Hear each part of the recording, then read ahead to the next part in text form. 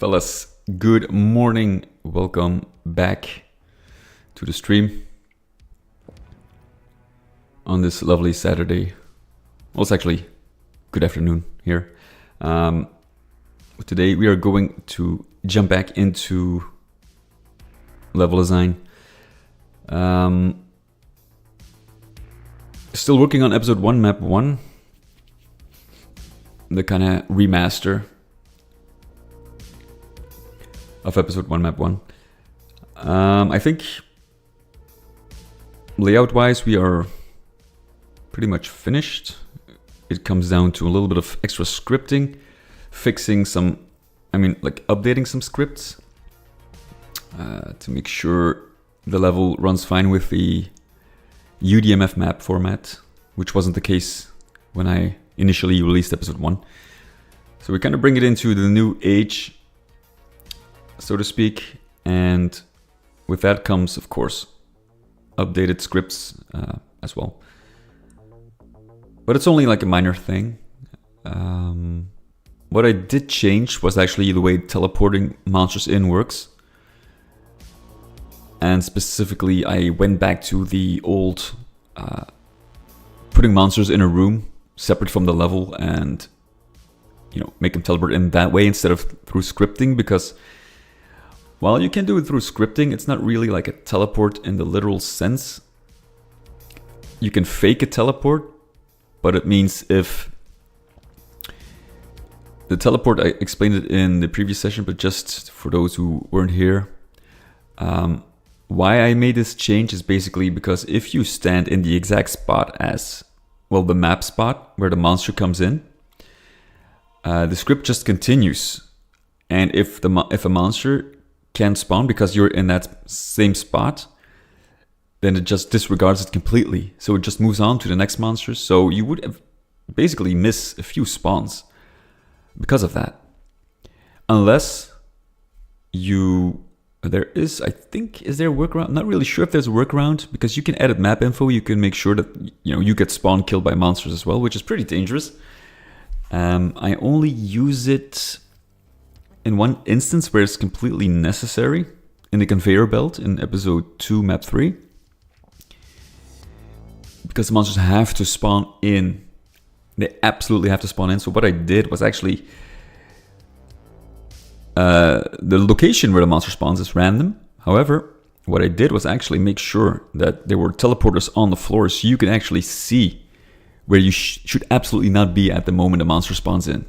So that kind of telegraphs it, to make sure that you don't get caught off by surprise, or because that would be, well, pretty lame, right? So that's the only instance where it actually required for you to get telefragged.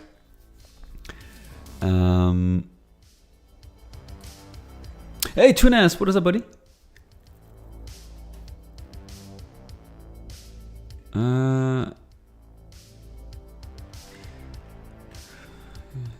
Yeah, the thing is, in crucial parts, like it's not really a huge issue if you know for sure monsters spawn in from enough distance from the player, so they always spawn.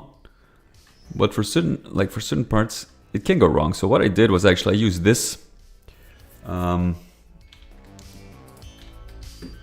just made sure the wall is blocking, and you can do it through scripting. So what I did was actually I added this line, floor lower instantly. So that was the floor. That was 64 height. And what I did actually to activate the monsters from the start is I gave them a thing ID, a TID, and I just scripted it so like thing hate. So immediately when the level starts, the monsters are already alerted to your presence. They just can't teleport in yet. But it's important because monsters ambush you, so it would be weird. Otherwise, this thing wouldn't even work if the monsters weren't alerted to your presence. I think, is it C script?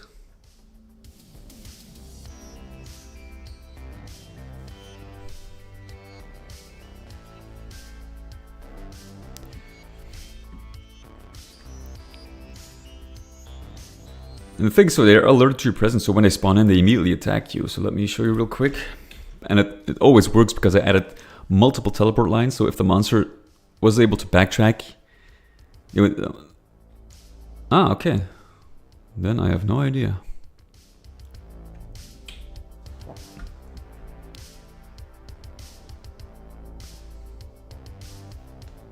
Z script. So if you look at the map... Oh wait, I did spawn without monsters. That makes sense, of course. Let's use this one. So we're just, you know, this is, I feel like this is better to control. So if you see the monsters are already alerted to your presence, you just don't hear them. Hold on, let me show you the actual footage that might help. There we go. Yeah. So here you can see they're already alerted. They just cannot move. Like all of these lines you see, the small ones are just teleport lines. They do exactly the same thing. It's just to make sure that they all teleport. So once you cross a line here, see, and even if you stand in the exact same spot, it doesn't really matter because they just wait their turn.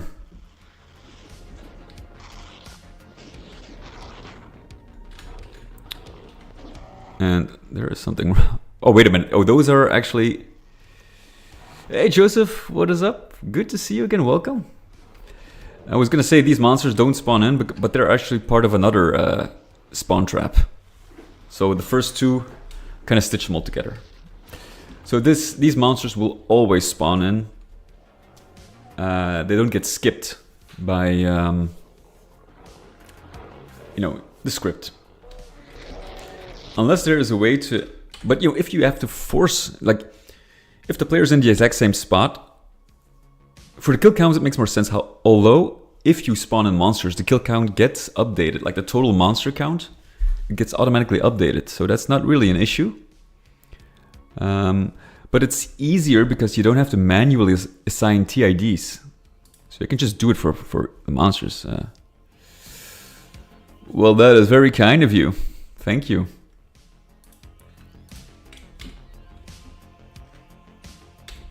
So basically this is actually what I need to do. By the way, let me show you something what I did there. I'm not really sure if you actually see this, but I made a huge update to the skybox. So I added in like a few buildings. I actually used 3D models here for the first time. Just limited to the pipes, as you can see. However,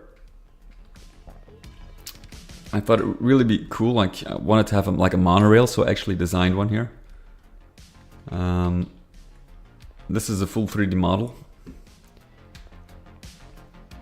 And I think it looks really well actually for just using the standard, like, you know, it's made in the editor itself and then exported as a model, so it's not like in Blender or whatever. Just using the textures I have at hand here in the texture packs. And I think it worked out really nice. It's just purely, you know, for decorative purposes, but I think it looks really nice because I always felt like, because I just put, you know, a little bit of effort into episode 2 skybox, I thought it could benefit from updating episode 1 map 1 with this as well. And then in general, a few visual updates. You know, nothing too spectacular. I like these computer screens, for example. Instead of just having like a wall patch, I thought it would be nice to actually, you know, making it a little more believable. And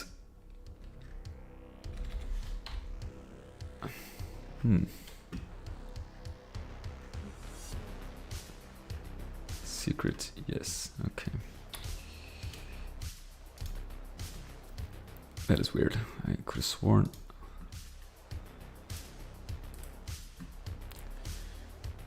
Actually, then This should be 24.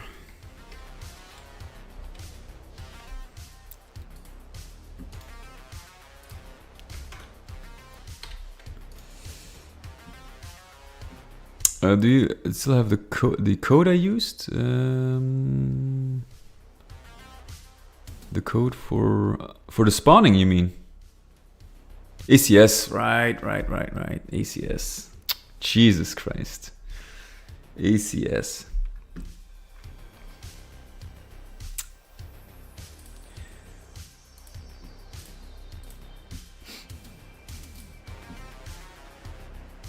My God. How could I forget? That is so weird, man. What the hell is going on with this?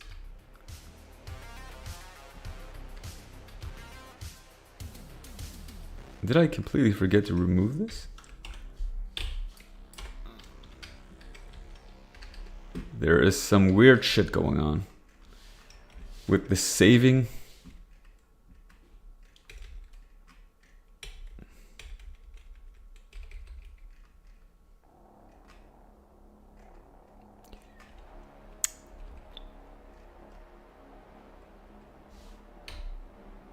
Okay.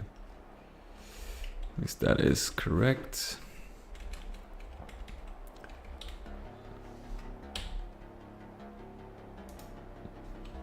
Light, the armor, count as secret. That's easy in UDMF for the spawning. Okay, let me see. Well, I actually removed it from here, but let me see if I can get it on another map. I think I use it here, which is not perfect. Probably gonna change it. I use it here in this arena. However, now the thing is, if a monster doesn't spawn, like I have to assign a thing ID to each monster. Let's see. And the thing is, like, because I wanted to make an event when all the monsters are dead, then a script activates. And first I was worried, like, what if a monster doesn't spawn in? But it actually disregards it completely. So if it not spawns in, it doesn't get into the total amount of monsters. So it, like, if I have 10 monsters I want to spawn in, and you need to kill 10 monsters to progress. If only 9 monsters would spawn in, then I would only need to kill 9 monsters. So that's a good thing, I guess. But I use it like here. This is for like key trap. And then you get thing spawn. Right, you have to give it like a thing ID, because like this is really,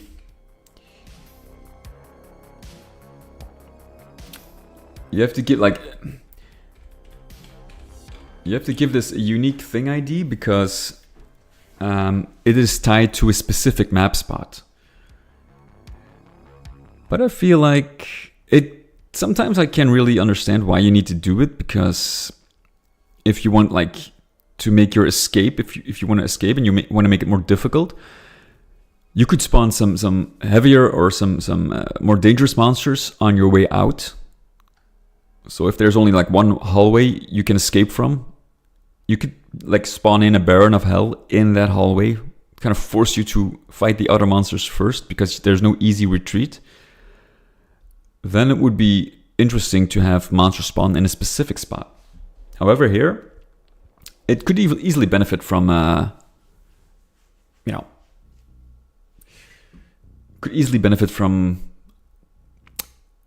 just having random spawns. Doesn't really matter in this instance. But the thing is, this happens only once, and if you're in the same spot, it doesn't get executed. But retrying would be like, it would be the script would be too complicated, unnecessarily complicated, because what would you need to, you don't have to recheck everything, so you have to first make specific things. But I feel like I could do better with just the monster closets, you know. It's way easier to assign. You don't have to manually you can assign TIDs in the editor, which is easier for the editor to keep track of all your thing IDs. Because now I would have to guess. That's why I used, see, like 509, because I'm not really sure. Well, you can always give it a shot. I actually used it here because, hold on, let me show you where I actually have to use it.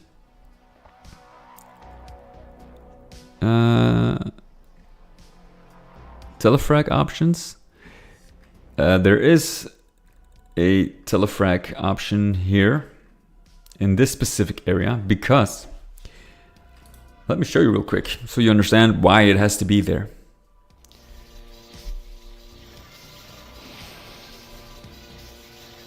So disregard this is just the start of the map. So this is actually a conveyor belt, right? There's the teleport. The monsters, they're coming in through this, through a thing spawn, but just not the teleport fog. So you activate this, and if you stand here, because this is like suppose you stand here and there's no telefrag option. Let's see, let's use no target. Then the monster wouldn't be able to teleport from, you know, that teleporter right there. And the whole script would fail. It would, like, the monsters wouldn't be able to, you know, go in, and the intention of the level would, well, you would become stuck, really. The level would break. So that's why this is the only thing spawn where it would actually be required. But you can never be in that exact spot right there. So this is absolutely no issue. But here, at least I telegraph where the monsters will be spawning in from. So if you stand on this, it's your own fault, right? Let's see.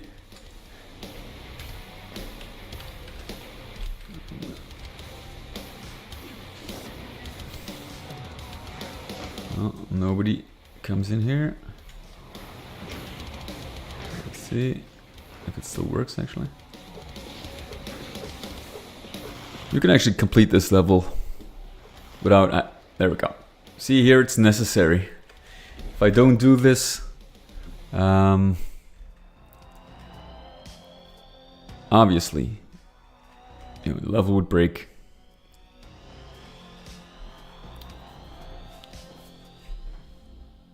So, and if I used the old method, that means, well, basically, through the monster closets, it doesn't matter if you're in the same spot. The monster, okay, the monster doesn't teleport in, but as you can see there, 1, 2, 3, 4 lines.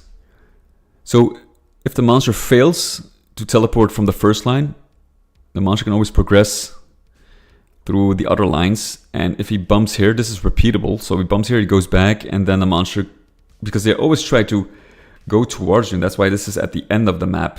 Like, the only direction a monster should walk, because they always want to go towards the player, they always go to the left. In this case, if you place it at the bottom, they always go up. Right, same for right, same for top. So you have to place the teleporters in the direction where they should go. You know, they can always, when they bump a wall, like if they bump here and they would still, very strangely, but suppose they failed all 4 lines, the monster bumps and they just do this, like, they go back and forth. They don't get stuck here. They try to find a different approach, and that's why it's programmed that way. And they just don't stay in their lane, they just go back. And because they will inevitably cross a few lines again, so they can try again. So suppose you, as a player, you would keep standing on that spot. Once you move, if the monster wants to spawn there. But the thing is, these are all random, because I made like 1, 2, 3, 4, 5, 6, 7 spots. And the monsters choose, because they all have the same tag number, so the monster, it gets randomized. So even if you stay in one spot, it doesn't guarantee that the monster won't spawn in.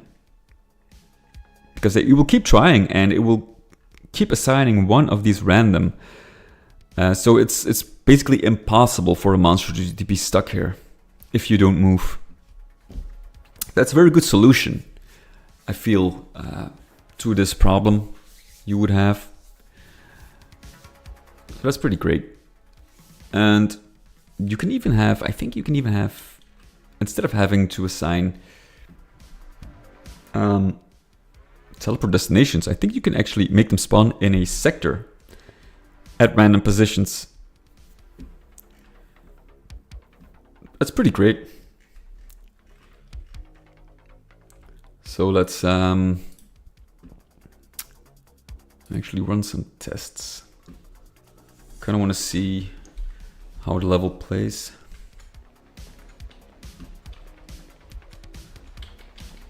"83 monsters."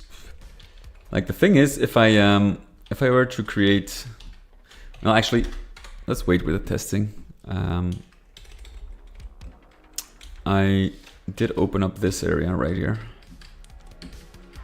So I created a new area. So basically I could actually kind of want to create a spawn trap for when you pick up the key. You can actually assign. So what we're going to do is create another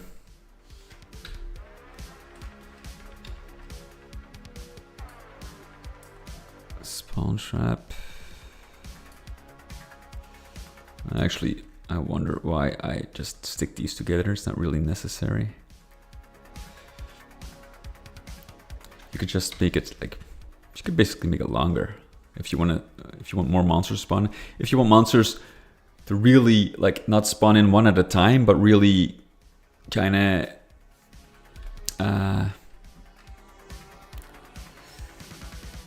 overwhelm you, you could basically, there's a very simple solution. You could create another one, or you can just double this in size. Have like 2 rows. You can split these, or just leave them like that. But splitting makes it safer, because if this is treated, if these lines are treated as 2 separate lines, you get more chance. Otherwise, you only get one chance. Otherwise, you get 2 chances. If that makes sense. If I explain it correctly, if you understand what I mean.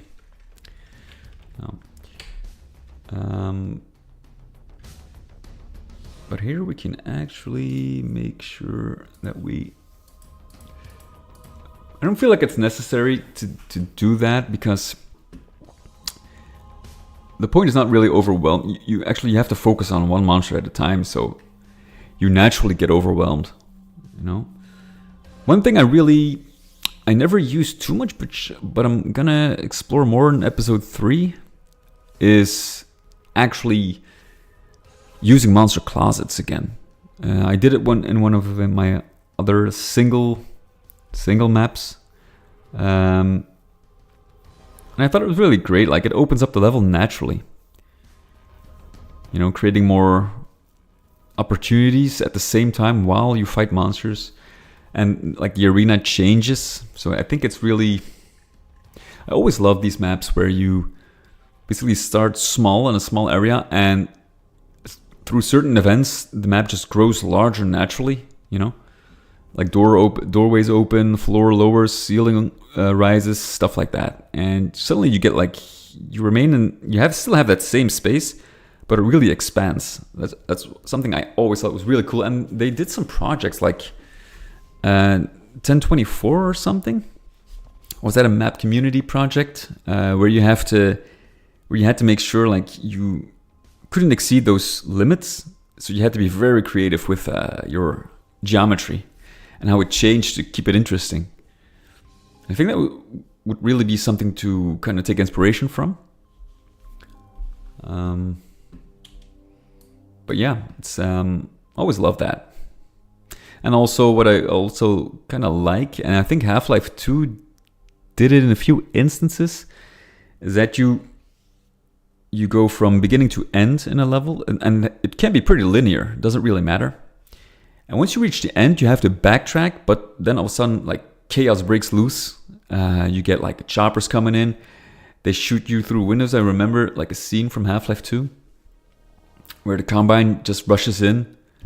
So that's pretty cool, you know? And it keeps like, the thing is, building a level takes time, right? And that way you can actually recycle your level, almost your entire level. But you don't have to go all the way to the beginning, but at least like 50% of the level you can backtrack.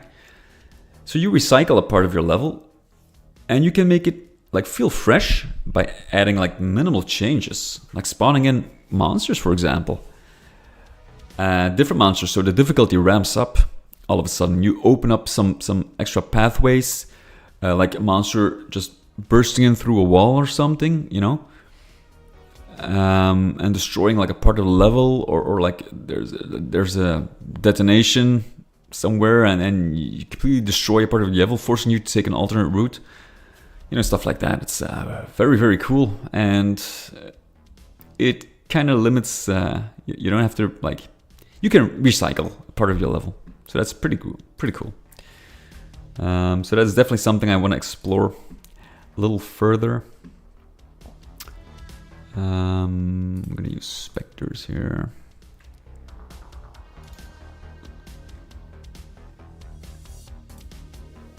Just wait a minute. I'm gonna add a specter here. Okay. Spawn spot. It will tell you how many monsters you spawned down.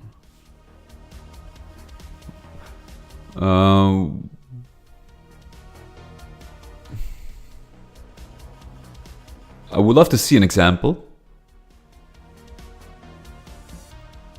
Yeah, if you would be so kind, thank you. I'd love to see an example. I think maybe it's interesting to keep in mind for the instances where I actually cannot make use of the system like I'm doing right now. Especially if I kind of want to randomize the monsters.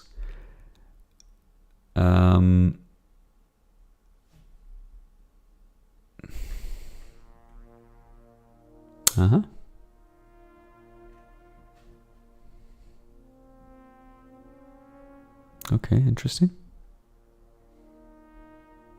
Well, oh yeah. Okay, yeah, it's actually pretty simple indeed. Indeed.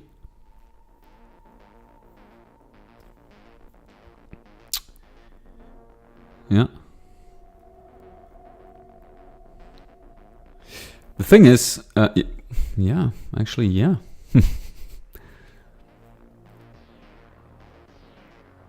Okay, you know what I'm gonna do? That's actually pretty clever. It's so simple. Yeah, the while loop. You can actually loop. Yeah, I wasn't even considering that. The only thing is there like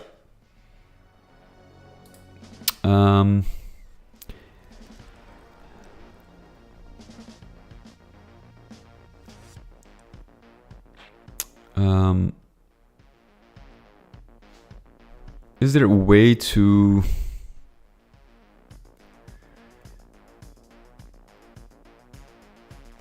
assign TIDs automatically with each monster spawning in? Because you can only assign it TID once the monster has actually spawned in. You cannot do it in advance.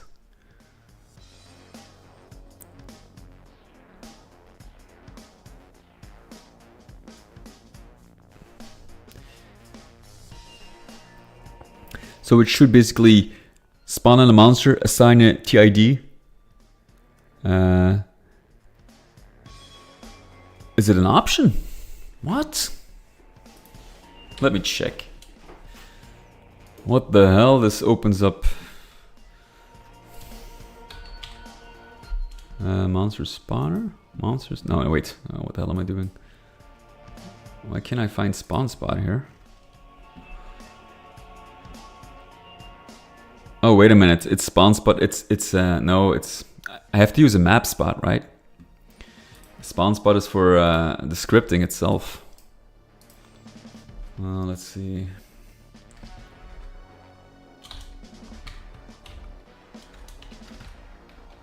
Spawn spot. You know, I usually try spawn spot forced as a map spot thing. Yeah. Oh yeah, you can assign a thing ID. Wow, true.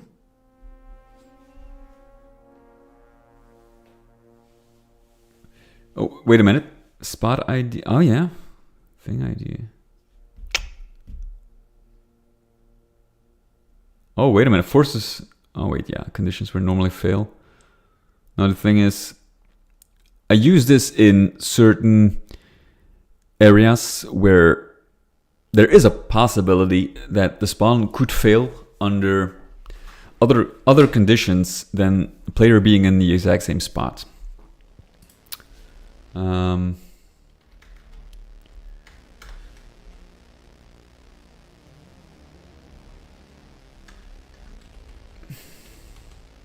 Let me actually...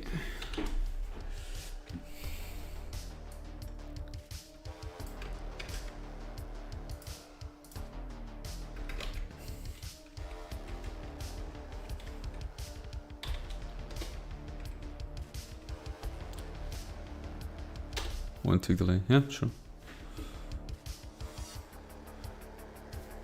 Now 1 tick, I might do 35 ticks just to save a little bit of memory, because it's like 1 second, 35 ticks approximately. That would be enough, you know. Doesn't have to happen immediately after you exit a spawn spot if you're on top of it. All right.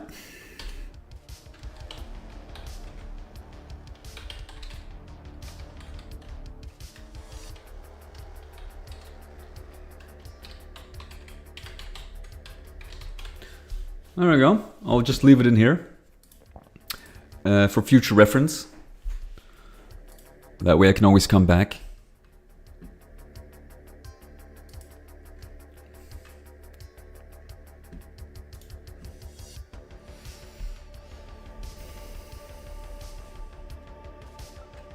Thank you so much for the help.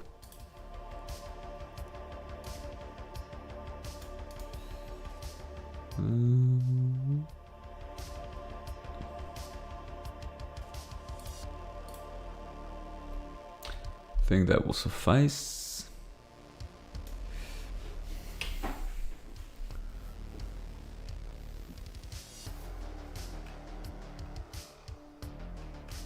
Now what I need to do is actually, I'm gonna try something.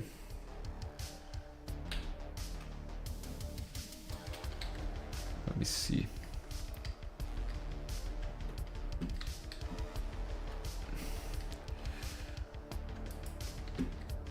So on this floor, I'm gonna just try something. We're gonna use a tag on this floor. So what I wanna do, instead of making, I'm just gonna test it out.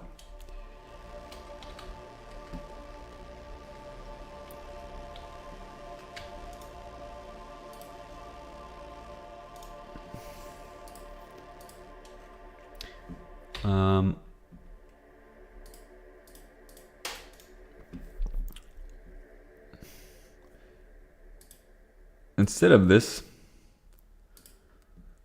we're going to use a sector tag and what was it again? 36. Okay, so every, like that's all the part of the floor. So I want to see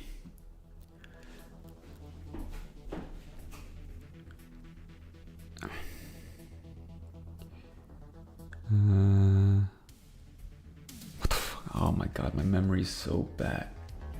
36. Jesus Christ. I cannot think of anything else.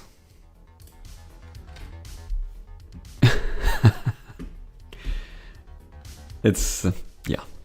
That's why I would never be, you know, suited to work at like, I don't know, a cafe or a restaurant or something. If I have to serve and somebody would ask me one question, I would completely forget what the order I just took. So goldfish, I think goldfish have maybe, I think slightly better short-term memory. My short-term memory is completely messed up. Long-term is okay. Short-term, it's a mess. So let's see if actually these monsters spawn in. Like, I want to see where. What I wonder is, if the monsters spawn in, does it calculate the available space automatically?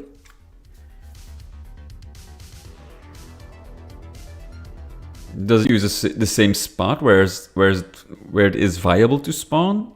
Or does it check for other options as well? Never tested this, so we're gonna try. Because this would even randomize it further. You can do this. Yeah. The thing is, I just like... I have so many things going on at the same time, what I'm thinking about, and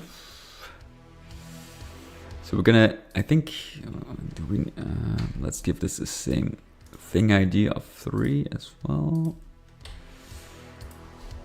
There we go. So that's, I use it all the same thing because they wake up all at once. I don't have to do it separately, so that's good.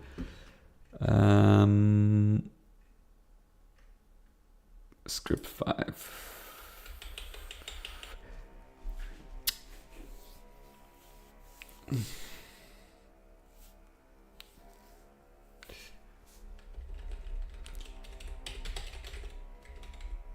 Sparks, we can always keep that.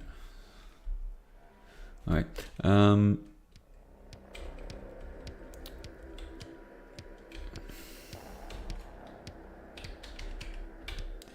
I never use it in the other episodes, but I'm definitely gonna do that in episode 2. These are just like the, you know, the Quake 2 sparks with faulty hardware or like wires. You get these random sparks. I didn't make too much use of it, unfortunately, but I'm definitely gonna update episode 2 with this as well. I feel like it really adds to the atmosphere overall. Now we need a new script, and we're gonna call it yellow key move. No.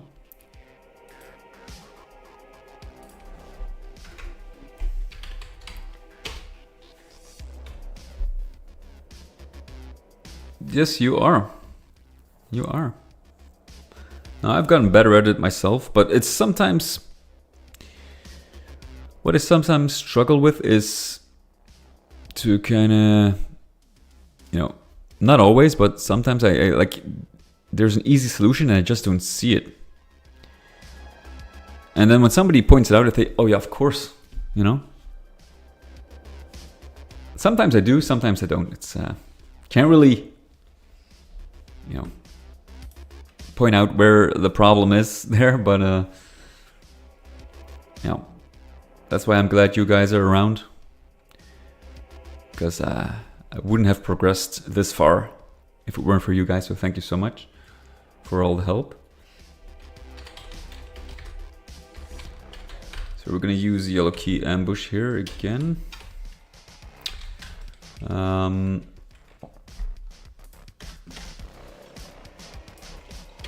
fun part is, you can actually use the same values here, except for the tag, which was 39, yeah, okay. And that's the fun part about these teleporters, like it avoids having to constantly think about how you're gonna solve this. It's easy, just copy paste basically. So that's yellow key ambush. Gotta read what the things do. Yeah, that's true. But you know, the thing is, like, it's been a long time since I used it, and then you kind of forget. But I should probably spend a little more time. Like, if I came across it, if I thought, you know, but I came up with a different solution here.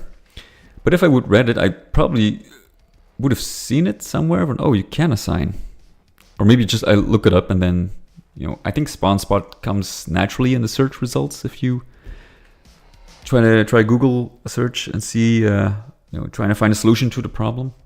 I think it will come up naturally eventually. Wow, 8-10 years. Holy shit. Okay. It's like driving a car then. Once you know, you know. Getting old. I'm 41.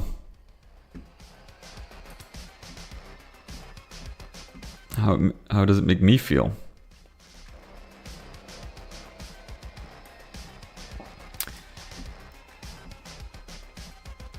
I think I actually started mapping for Doom when I was 10 years.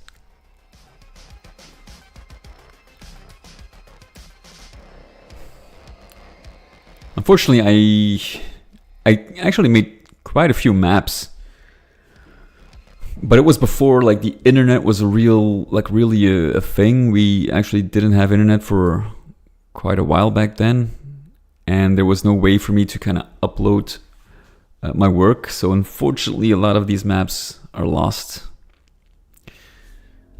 Otherwise, I would have like a very, I think, very good number of you know, resume maps, I think. And they were pretty good. I remember like I made a cemetery map, which was actually fairly realistic, so to speak. You can actually like, you know, with tombstones and everything, graves. You had to get creative because I was using WAD back then and Deep Sea. So you didn't have a 3D view. There were no slopes. You have to make it for vanilla Doom. So it was really fighting the limits. And the HOMs constantly. I wish I had them. I wish I...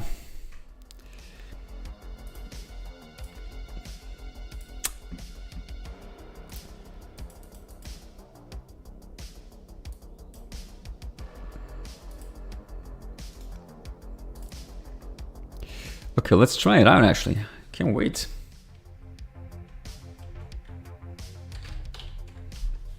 Do we have monsters here? Yes, we do. So let's get rid of them first. Okay. Flame boys. Oh god. My favorite. Okay, so if we pick this up, we have nothing.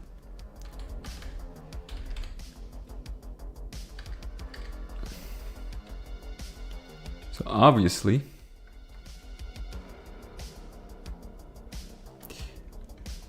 that doesn't work. What I think, and which would make sense,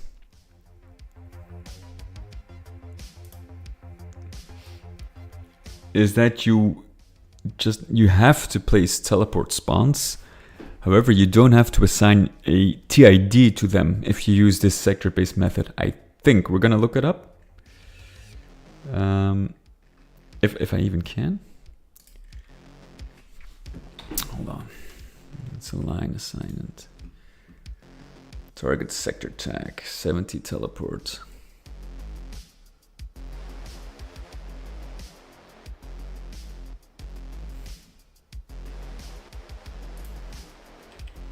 Well, there's only one way to find out. We're gonna use this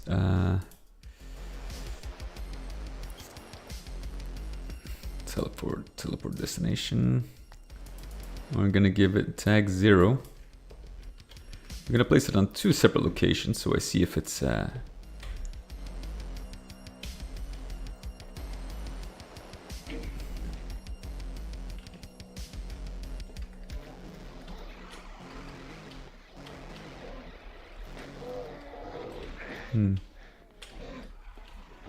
Okay. Okay, so that's really not, for some reason,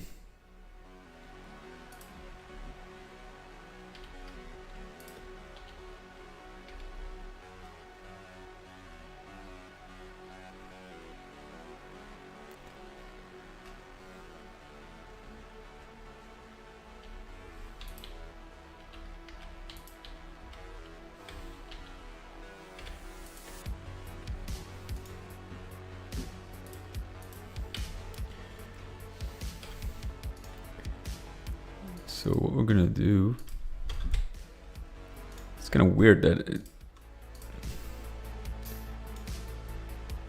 well, the thing is, one of the good parts is that you don't actually have to keep the sector in mind. You can just place him anywhere, which is probably for the best. So let's see if you pick up the key. Oh, I can actually do it like this. Though it is thing hate, so it doesn't really matter where you point this. You can point it backwards. The monster always gets alerted. So there's no real issue here. I can actually place it here.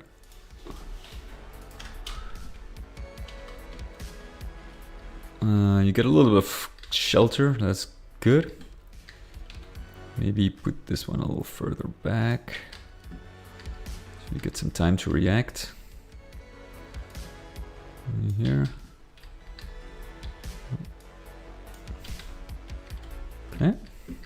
So you pick up the key, and there they spawn in. Let's see, maybe here.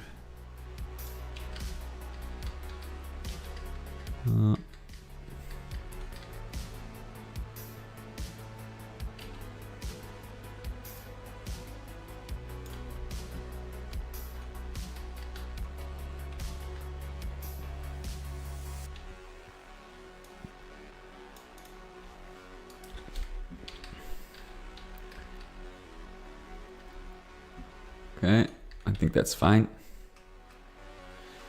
So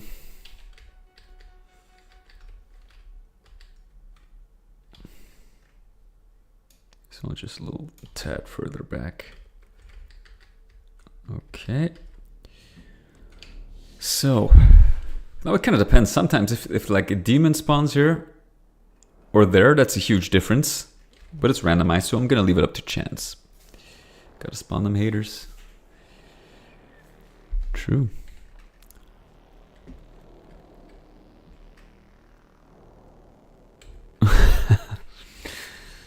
Oh yeah. I think one of the most like dangerous monsters, the top 3 would be, for me, first, or the most dangerous / annoying monsters. Well, I'm not gonna call them in any, like in a specific order, because it kind of depends on the situation. Sometimes they can switch from placement depending on the level or how they are used in the level. But I would say, like in no particular order, Archvile,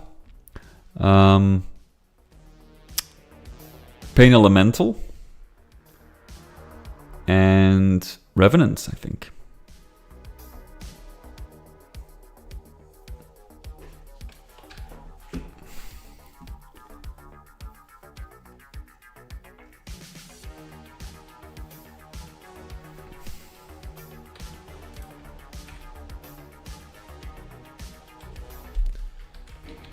Okay, here we go. Let's see if we pick up the key. Oh, wait, of course. Nothing happens.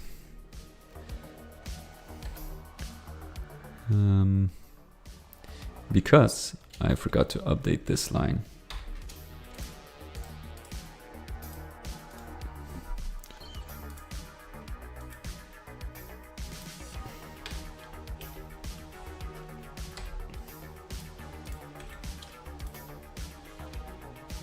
Morlana, buddy, welcome back. How are you doing? Good to see you again. I missed you, you know?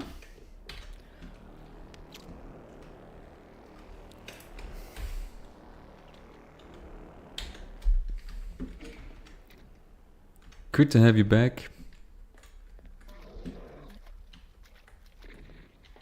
And it still doesn't work for some reason. Because of course I completely forget to update this one, I guess. Yeah. One step at a time, apparently.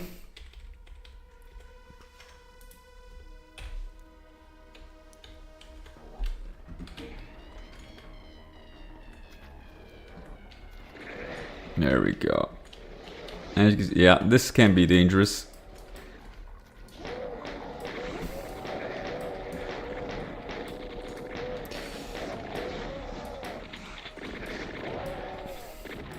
You know, one thing I think this is, for me, it's more fun to use it like this than through scripting, because scripting you have to constantly have to look up the monster thing number, and sometimes it doesn't even, like, especially with new monsters, it doesn't always work. And here I can just put them in, so I know exactly, and you can basically, like, without. Like, suppose you kind of want to do something about the order of the monsters. Oh. Oh, that's... Buying houses is really annoying. Absolutely. Been through that. Oh man, that's... Your health. Oh, that's not good. Well, if you... Well, I'm actually doing pretty well, thank you. Well, if you want to talk about it, like, you can send me a mail. Like a message through Discord, PM. It's sad to hear it. Health is one of the most important things in life. Good health. I hope it's something temporarily, at least. Oh, just depression. Oh, yeah.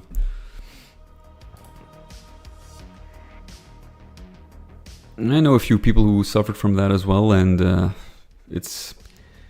You can never fully understand, you know, until you actually been there. But I hope, you know, you can overcome it. It's probably not going to be an easy road.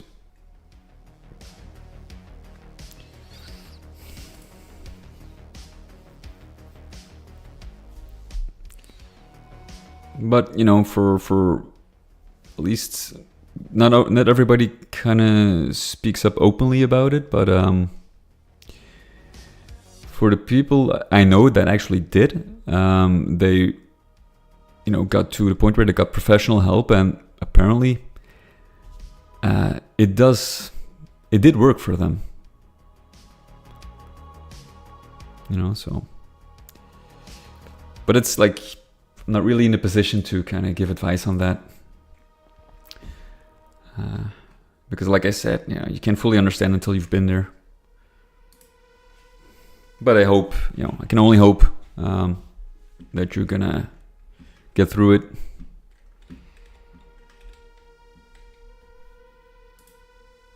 And I wish you, you know, best of luck, of course.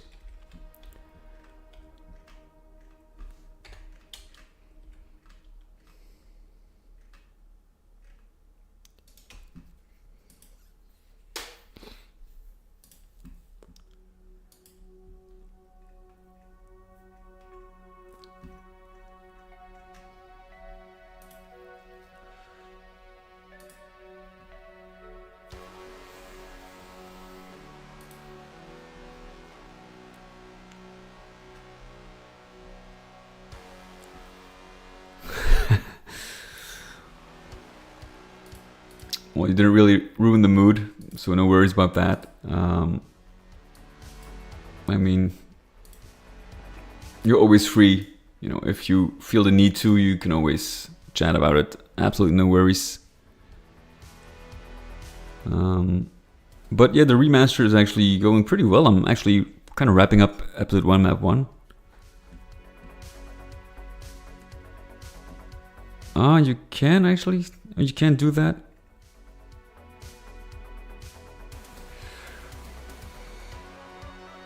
Zombie Man is 1. Yeah. That's true. You can actually define them in advance. That is true.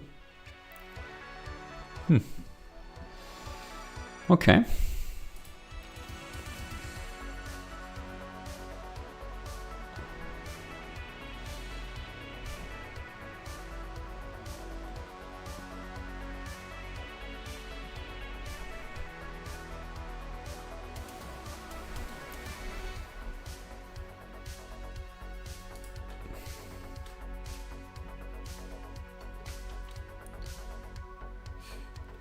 feel like I always struggle with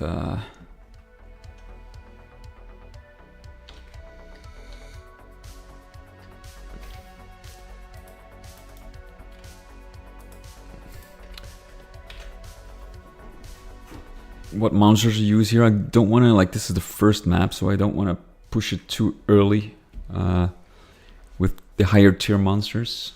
Like maybe in the end section, I think we can use a few Cacodemons here. I think that wouldn't be an issue.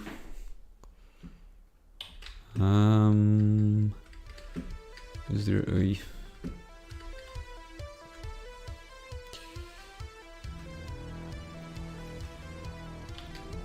I think this actually lends itself pretty well for some Caco entertainment.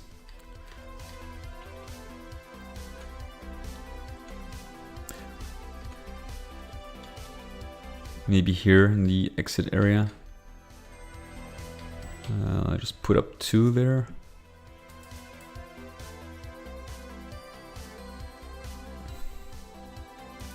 Cacodemon.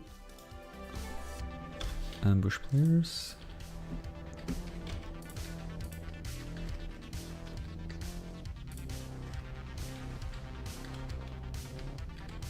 And here they're gonna actually already cause mayhem. Maybe put them up higher. Now they're gonna hear you anyway, so, but they only trigger if they see you. I think that's what ambush is about. For the rest, let's actually. Oh, I don't. You can find them, and yeah, that's true. I think I used a little more advanced scripting in episode 2, where I did define, like, I wanted to spawn in monsters randomly, so I defined. You had to define a list of monsters, and then you can choose from that list randomly. I do remember. Do I want to have access to?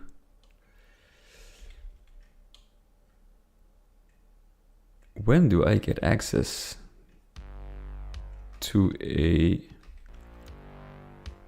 shotgun?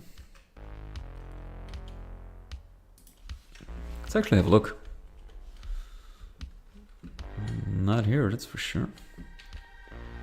But you can actually 93 monsters. Okay. So what I want to do? I still have to define the soundtrack.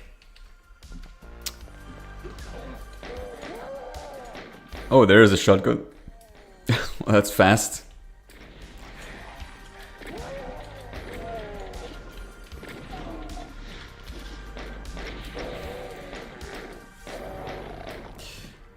I kind of feel like, I always feel bad for the pistol. It's such, like, it becomes obsolete really fast.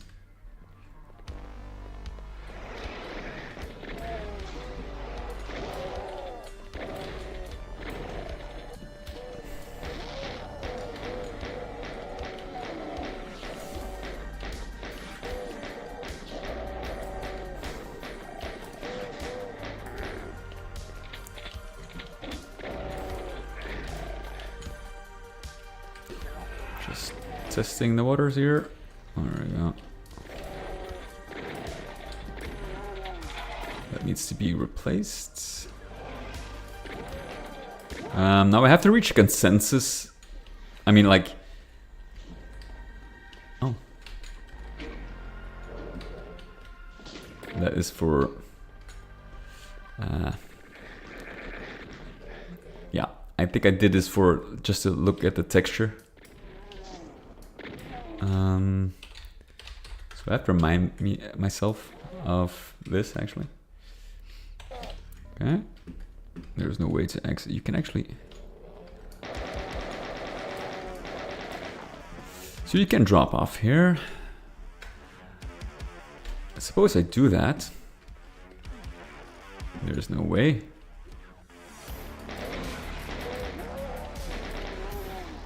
Do I become stuck at this point?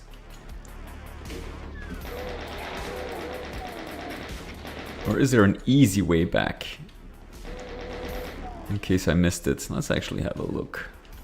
Yeah, it's fairly easy. Okay, that's cool. I actually didn't know that.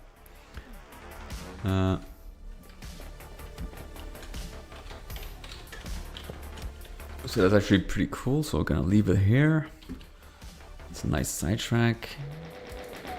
We pick up the key. There's an ambush. The fun part is these can be very controlled or randomized. It's very easy. And then you can actually reach this point through here. There's actually two ways you can go here. You can actually go all the way back, enter through here. You can use this elevator if you want. That's also what I like multiple access points, and kind of depending on, you know, where you come from, depending on your health. Some ways may be better than others. And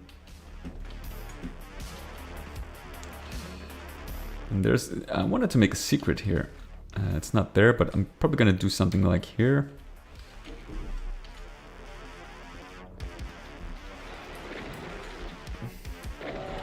Maybe a chainsaw would be good. With the specters coming in.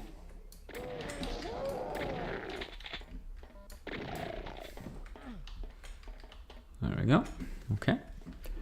So we have the yellow key. Now I, for the life of me, cannot remember. And I don't know, it's not intentional, I swear. It's just pure luck. But apparently, there is still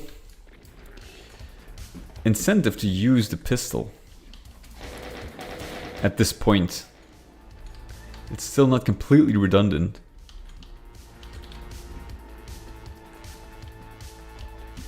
Which is great. Should be a better reward there. I know. See, here I use the sparks.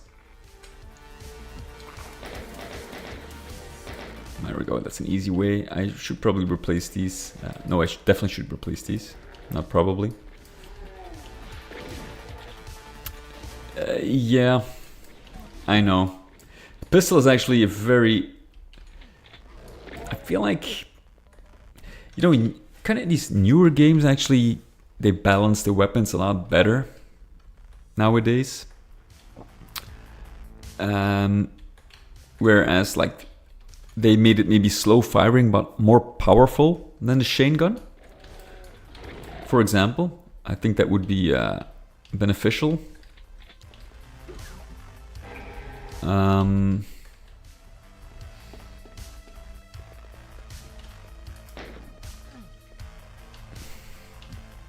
There's a shotgun for that, yeah. But it uses a different ammo type. So that's also something to keep in mind. I think it's okay if you use different ammo types. But if you, the main issue is, and that goes for the shotgun and the super shotgun as well, they use the same ammo type. Now that's okay if you can actually make sure that each weapon has like a strength or a weakness over the other, if they use the same ammo type. If you use different ammo types, it completely erases the issue, because then the pistol remains viable, because if you run out of ammo for the other weapons, you have to switch to the pistol.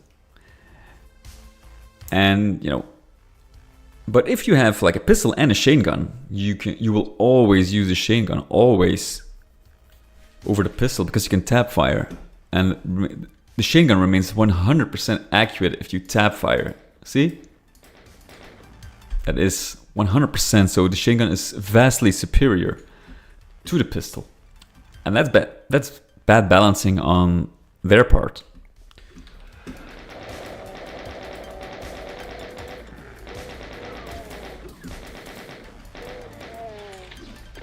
They should have either increased the pistol damage, or or make sure the chain gun is not as accurate from a distance.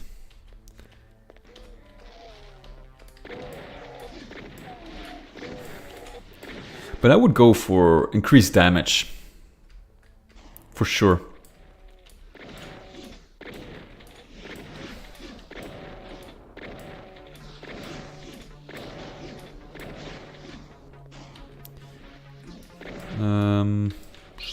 Is that like, is that a mod for Doom?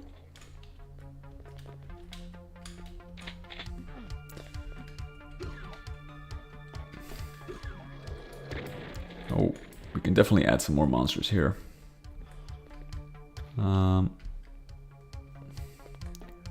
Okay.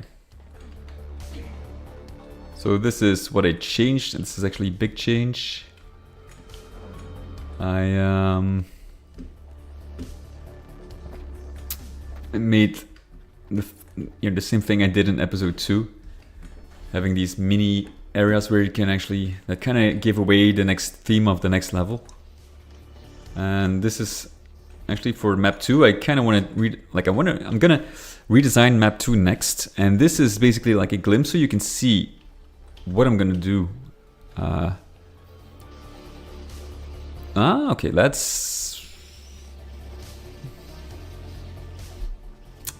is a good change. What I probably would do is like give the pistol a different caliber, like more powerful ammo. That way it stays relevant. And the chain gun fires more rapidly but deals less damage. Magnum, for example, yeah. Or something like Desert Eagle or something. Like a more powerful handgun. Or use different ammo.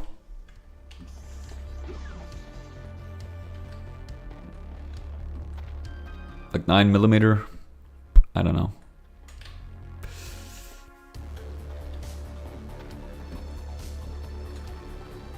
But you know, the game it's a different time, of course.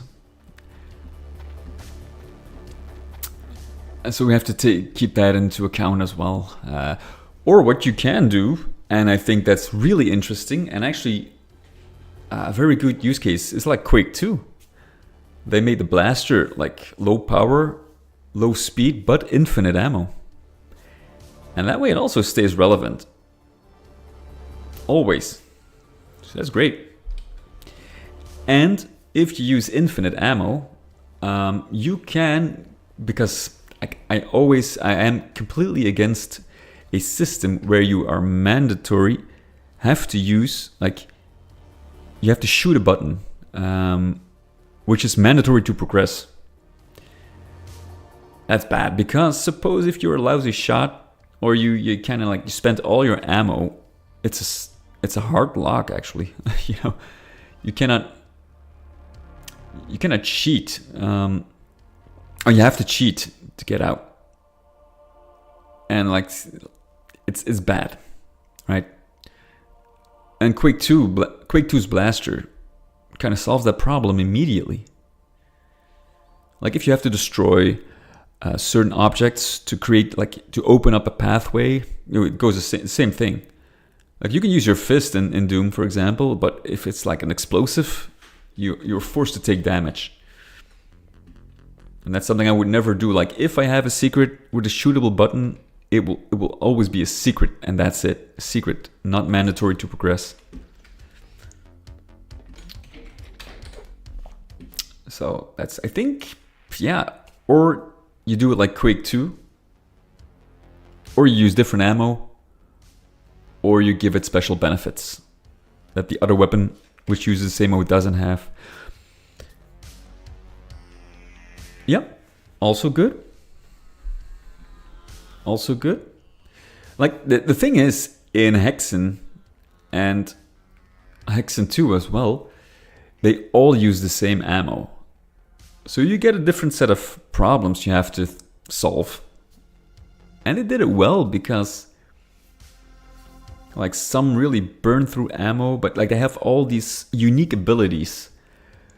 And I feel like, especially like I I know, like, I played Hexen 2 a lot more than the original Hexen, but I played both. And to bring up, Hexen 2, for example, I never felt in Hexen 2 where if I had all the weapons, I would use only one. Never. Like, the fourth weapon is really powerful, but it burns through green and blue mana.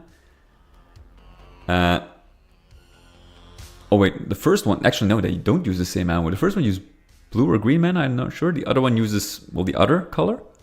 And the fourth weapon uses both. So it's actually, yeah, I was actually mistaken. They don't all use the same ammo. But it's something like that is actually great. You have your melee weapon. Then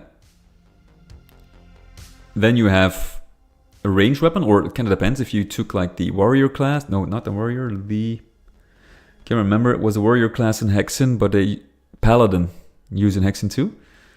That one has a few melee weapons.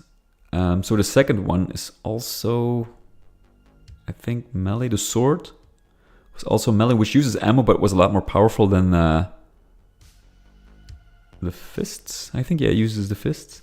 But the other classes, they have ranged weapons. They also have a melee weapon, and they have 2 ranged weapons. 3 actually.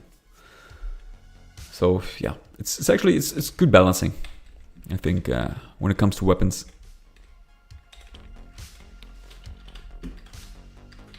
Well, let's put a few rangers up here.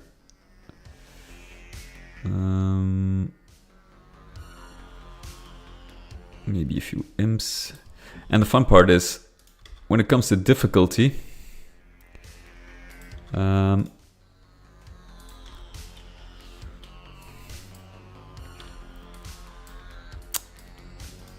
this project, I don't have to use, like, I can always use them on the same skill, because the difficulty I did lies in speed and damage. So basically, I don't have to worry about that. What I do have to worry about is making sure these fellas are up here. I think. No.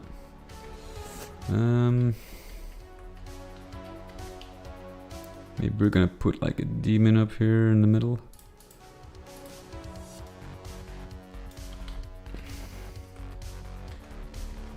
Underwater.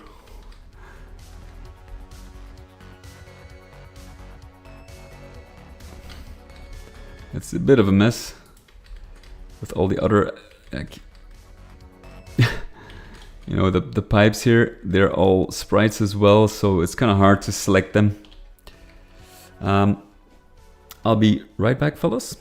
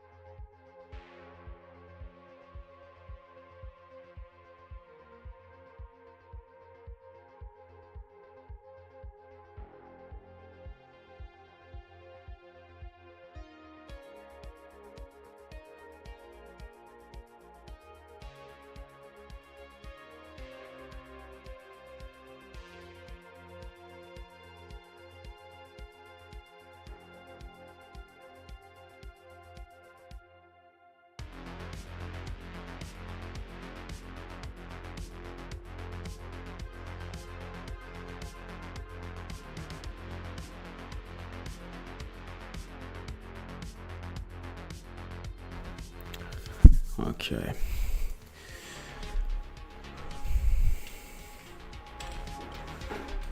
Well, let's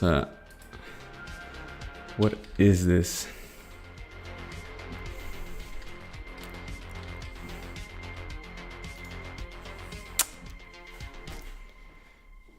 Gore, probably. Is that viable? Well, maybe.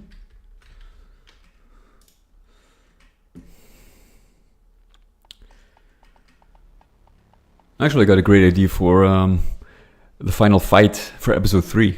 I'm not going to talk about it yet. More, at least. I think... we have to go with the...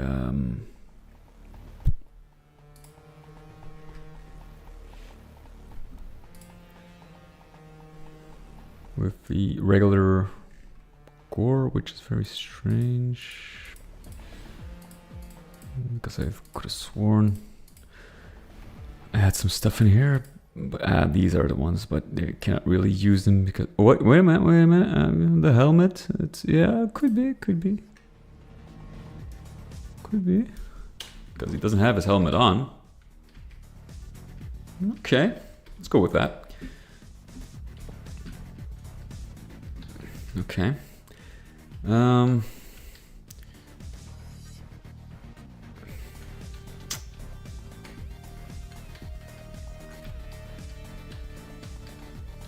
This one is still under construction. It's probably for another time, because it will require a little bit of extra work.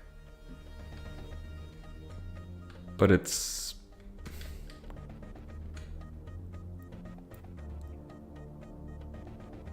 part of the final, like, no fighting is gonna take place there.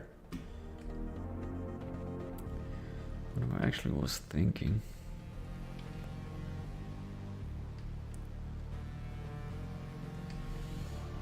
I do need a switch here.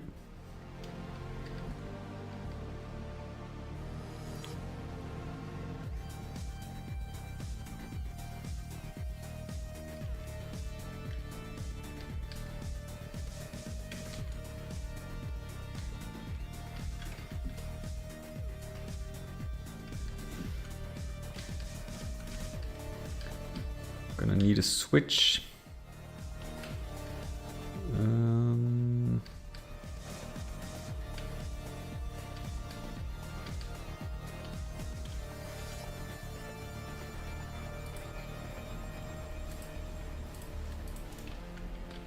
You gotta love the soundtrack, it's so great.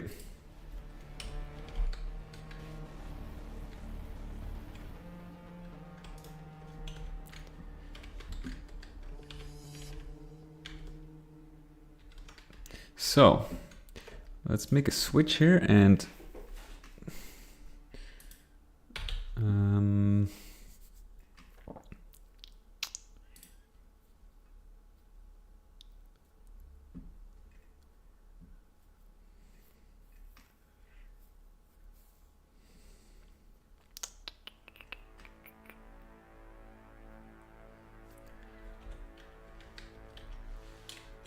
.32 is actually... Oh, perfect. We have a little bit of...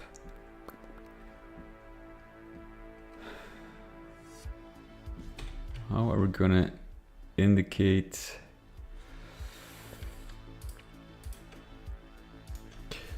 I need some red light which can turn into a green light. Do we have a green variant of this? Of course not. Ooh, make it too easy.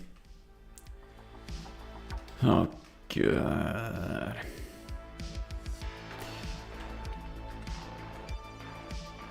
Wait a minute. Can we actually...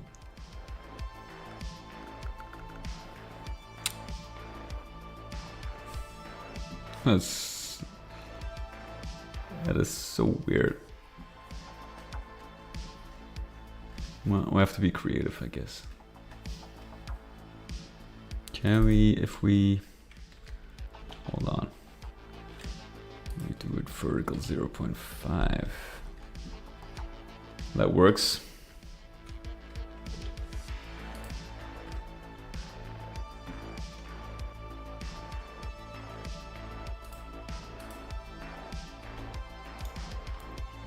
That works.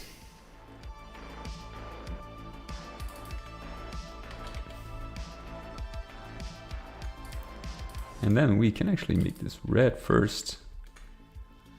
And then indicated by these lines, they can become green. So we're gonna just use this one. There we go. And if you complete the 2 levels, so you have to complete them both, then you can activate the switch, and this thing, which will be your teleport back in after you complete a level, then this will rise. And you can actually exit the hub and go to the final level.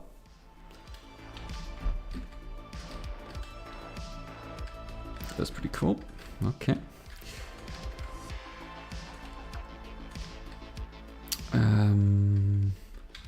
What I actually can do to make this a little more, hold on, let's actually be a little more creative with this.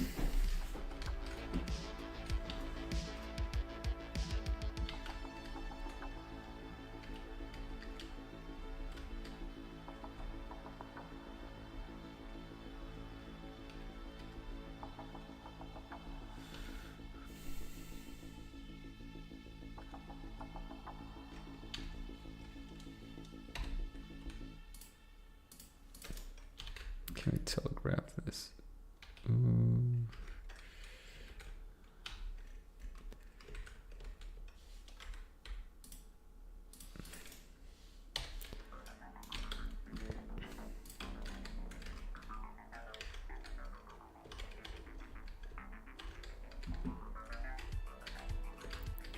We're gonna use another exit sign.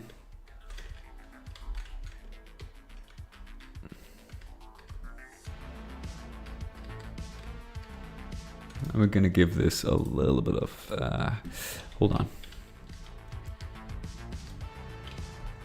Can we give this actually, yeah. I was gonna say we're gonna get a bit dynamic light, but I might use it for the switch, I'm not really sure yet. Because the lights, you cannot really change dynamic lights, but you can actually remove them, and you can disactivate and activate them. So you can basically make a switch from a red light to a green light using dynamic lights. Unfortunately, you cannot change like the colors of the light, but you can actually, it's easy. Actually use it on a few instances actually. So what we're gonna do is this lower, I guess. No?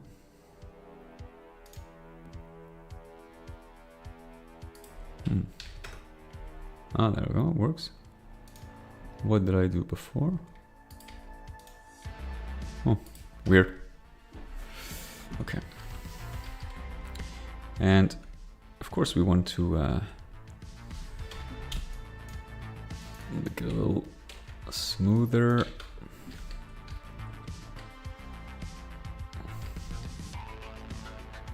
Like that.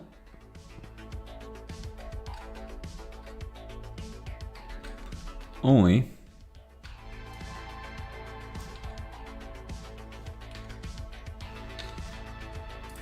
okay. Let's do it like that. So we got a little bit of space here.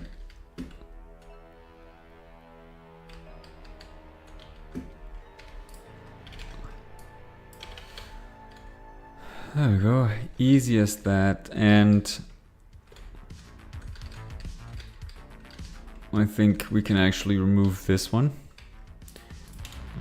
overabundance. There we go. That's pretty cool. Exit out.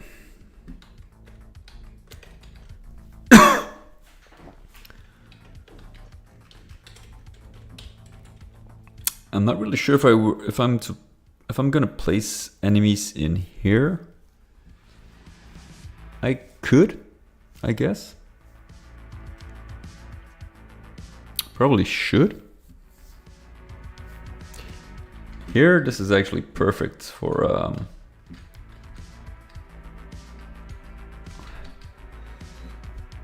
Caco demons, I guess.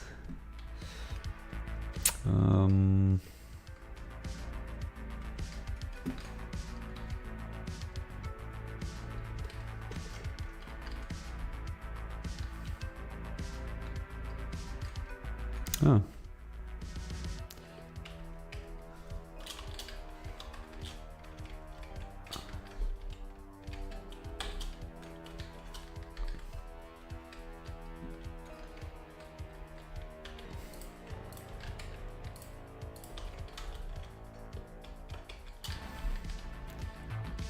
Okay.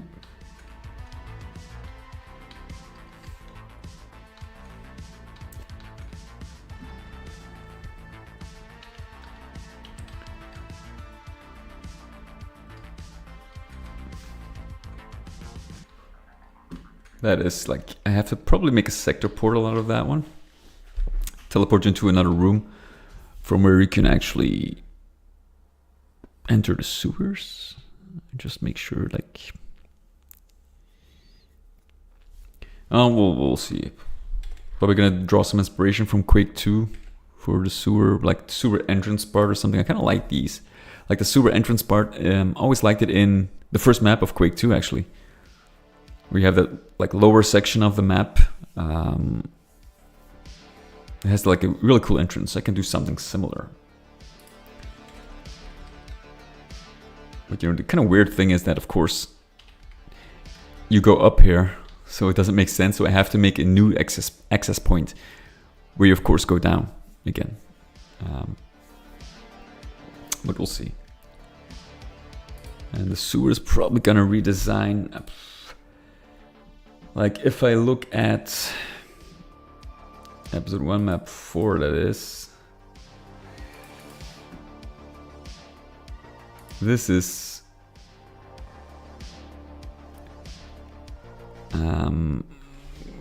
because you start here, and of course if you can see clearly, like these have to be replaced. But the only thing is I can't replace them with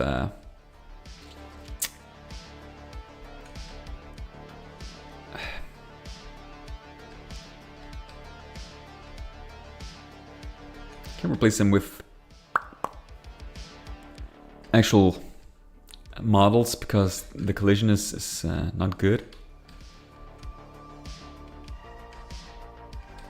And for those pipes, I tested it with using like 3D sectors, but it's not really working great.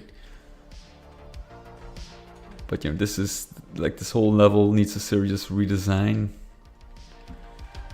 I kind of like the, you know, it could benefit from some Doom 3 textures to really give that gritty sewer look.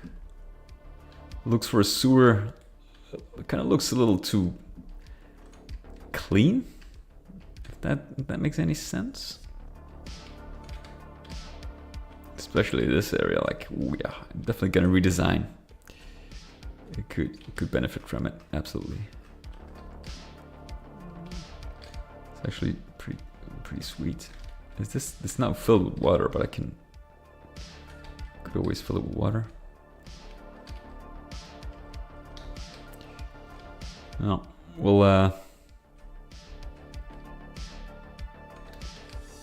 see. There's definitely room for improvement. Xivy for advice, yeah. He is the sewer level expert, absolutely.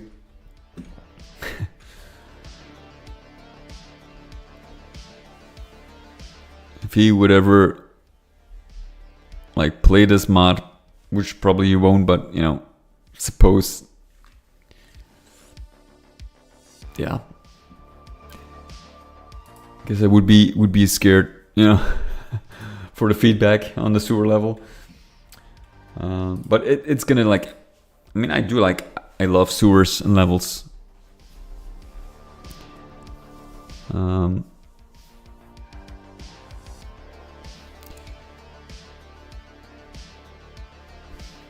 But I do think like it could use a remaster.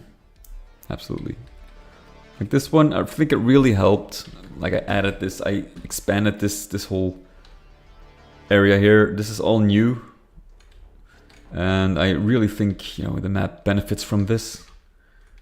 Like it's not over the top, but I did introduce like a few Doom 3 textures, which I feel like brings it closer to episode 2, without, episode 1 without it loses its distinct style. It's kind of like, let's say, an enhanced version. I try to keep the gameplay, like the core gameplay. Try to keep it as close as possible to the original. Nice 11 cruelty squad. Okay. I kind of like these like sewer because like they have, I would more like sewer levels, in games. Many people have like are of the impression that it's like a cheap way to make levels. However, a sewer level like is more than just having a bunch of small hallways connected to each other. If you want to build a proper sewer level, it's not really like a sewer in the literal sense. It's more like sewer themed, I would say. Because like, if I look at some sewer levels in games, like they are almost like underground temples almost, with a sewer theme. I really like that. It's great. I like the gritty vibe of a sewer. Like it's not a nice place, but you don't like have a disadvantage as a player.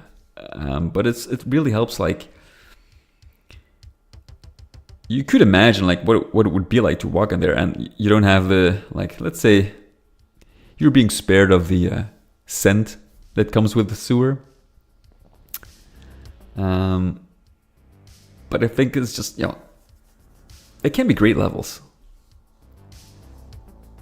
and especially like if you use the proper until you have 4D indeed.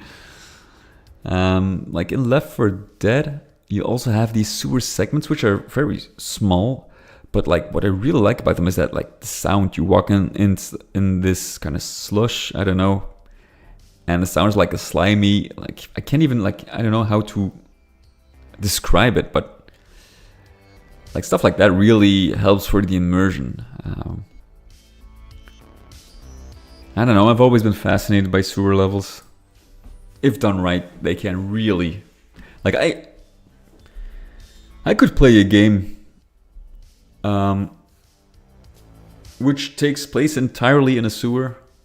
I could play a full game if it's done correctly.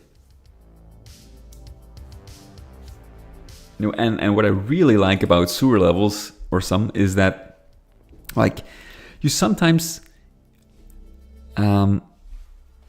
how can I say this? Like, there has to be like a view to the outside, like just out of reach. You want to go out. You want to go out as a player. You don't want to be there, but you're forced. And then there's like a gate which actually gives you hope. Like there is. You can see the outside, but you just can't reach it. It's just out of touch. And you're forced deeper in after you see like, oh, it got so close, like there's like a hole in the ceiling, or there's like a grate, you cannot open it, or yet maybe, and you're forced to go deeper in. So it gives you hope before it gives you despair. I really like that, That's absolutely great. Duke Nukem 3D sewer, yeah, they're good, but they're really like basic sewers. Like what I tried here. Let me show you real quick. Like for this area, for example, this really like opens it up more. As you can see, like this is what I mean by like some levels are like basically like real buildings or temples inside a sewer. It's sewer. This map is sewer themed, right? But it's not like how an actual sewer would look like, of course. And that's what I kind of like. I guess I like the sewer theme quite a lot, where you have these huge pipes coming out of the walls with like some sludge or some drainage, with some leaky ceilings, you know, stuff like that. Really, can I come up with a game which I thought it was really good? Dark Force, I can't remember that one. The sewer. Might have to replay it.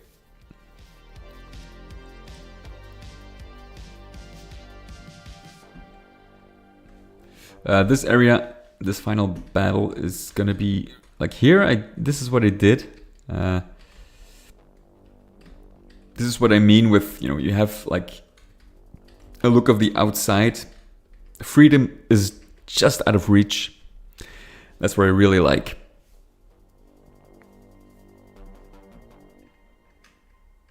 You could almost touch freedom here, but you know, it's just not possible.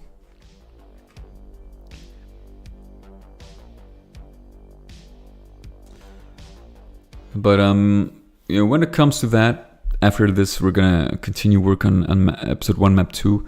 When we come to episode 4, you know, I might have to take a look at Dark Forces, or maybe some other games like Sewer, like concept art. Maybe sometimes like they have amazing.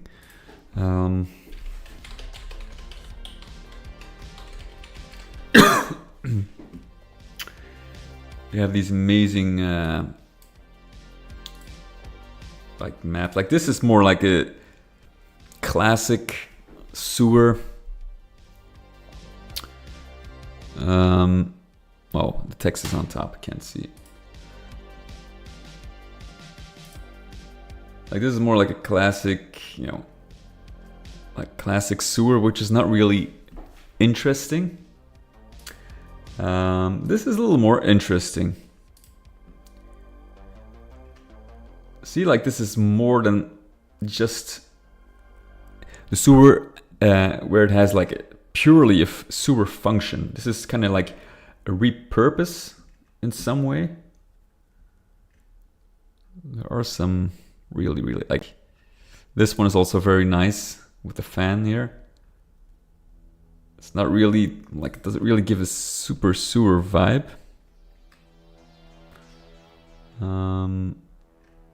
But some games do it really well.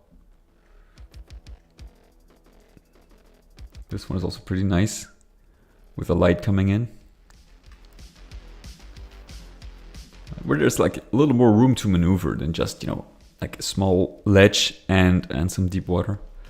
Here, for example, with some pipes, a lot of pipes. Also, here you go. Also, like a view to the outside, just out of reach. Really like that. Here, this is also great. Stays a little closer to the sewer, but more like space to maneuver. Pretty cool.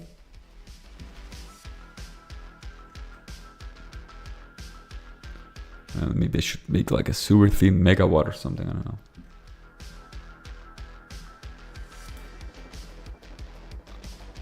Oh, is this God of War?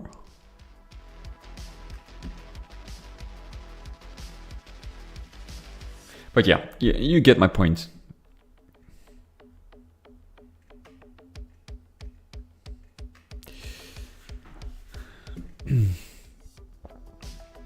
And it's easy, like the thing that's easy.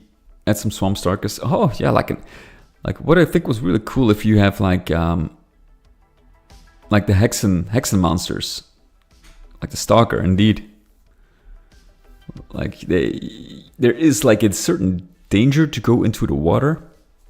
You can maybe create these shortcuts where you have to go through the water, but you know the swamp is infested with these stalkers. That gives you like, okay, risk reward type of thing. So that's really pretty cool. Would be cool indeed. And if like the theme, you can actually like, you can have modern sewers, which I also like. Medieval sewers, if done right, can also really be cool.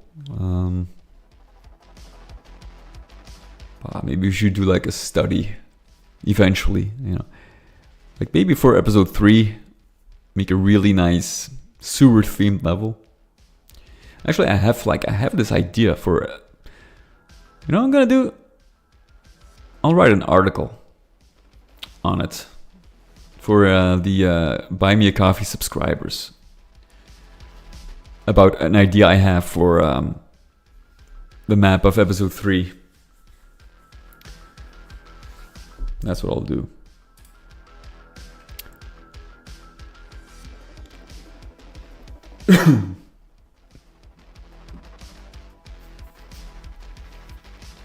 That's true. Like the leeches in Half-Life are really good for that type. Though the only downside is they don't really possess like, they don't scare me enough to not venture in the water. However, I'm not really sure how you call it, the big fish in Half-Life. Now that one does. And it's really like, what is really cool about Half-Life is there is this level, I think it's a little bit later down the line, you already encountered the first fish where you have to get the crossbow and then you drop into the water. That's like a pretty safe environment. But there is an area where there's a chopper attacking you and there's a large bridge and you have to jump in. Yeah, that one. And you can actually, once you drop in the water and you look down, like you can see like a silhouette of the monster and you know you're in deep shit, you know. And that is kind of like, that actually gives you enough fear of the water. The leeches not so much, because you can easily take your crowbar, you can just bash them, and they don't do enough damage. They're not fast. They just sip away at your health really slowly. But the fish, holy shit, that is insane. 2-3 bites, you're dead, right? And he has this charge attack. But the thing is, like, the charge attack, especially if you hear the fish coming, if you try to swim upwards again, that is actually, it's genius. It's genius. And it has this like animation where it slowly swims. You can hear like the idle sounds, and you can see the silhouette. It's just, you know, swimming about, just minding its own business, and then it spots you and it does this charge attack. That's pure genius.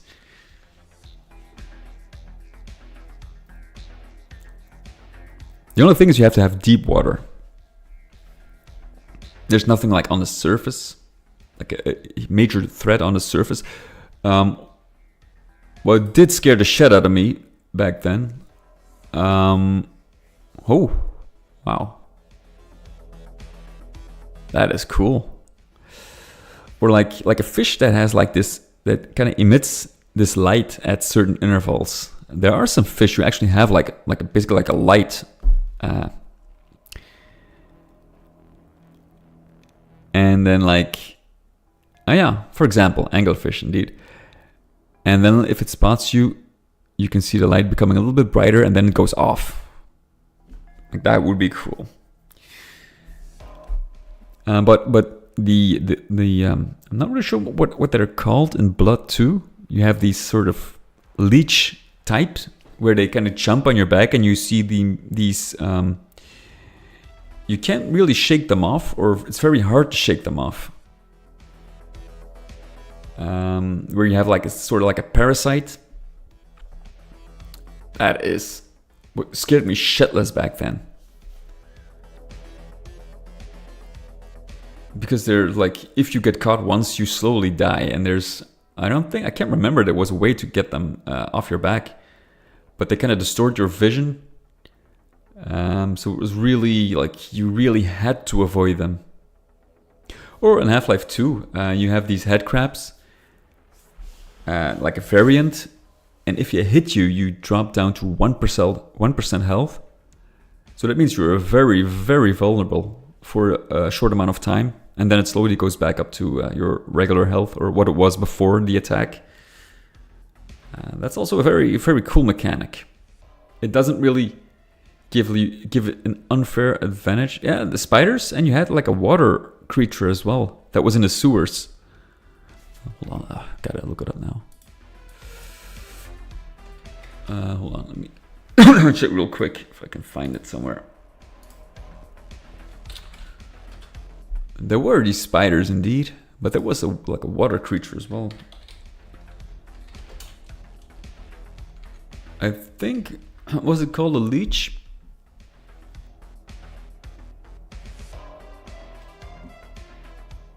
God. Disgusting, I shouldn't look up leeches.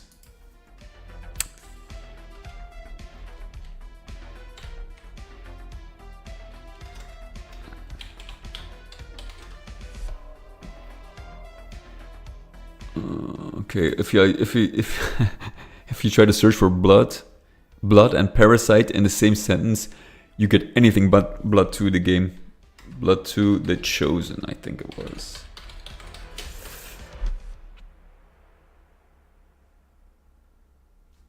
God, I love that game. I just can't get it to run anymore.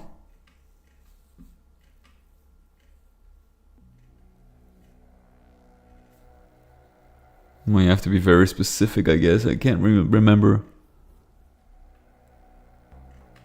what the monsters were called. But I thought there were two types. You got the spiders. Oh, I love Blood 2. I loved it. Bone leeches. Ah, you could be right. Could be right. You could be right. Bone. That was it. That was it. Yeah, yeah. Those were, holy shit, one of my most feared enemies. They look so cool. One of my most feared enemies in Blood 2. The bone leeches. That made me genuinely afraid of going into the sewers. And I think like if you really want to double down on the atmosphere, I think something like that should really... Oh, okay, not far. Okay. Well, you got different search results than I'm not really sure what... It's not like leeches are in my top results. So I don't know really... Couldn't find anything, but yeah. Let's see if I can find it on YouTube.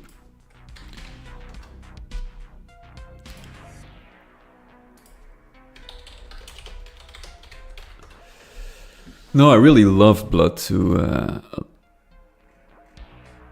Let's see. It's not even...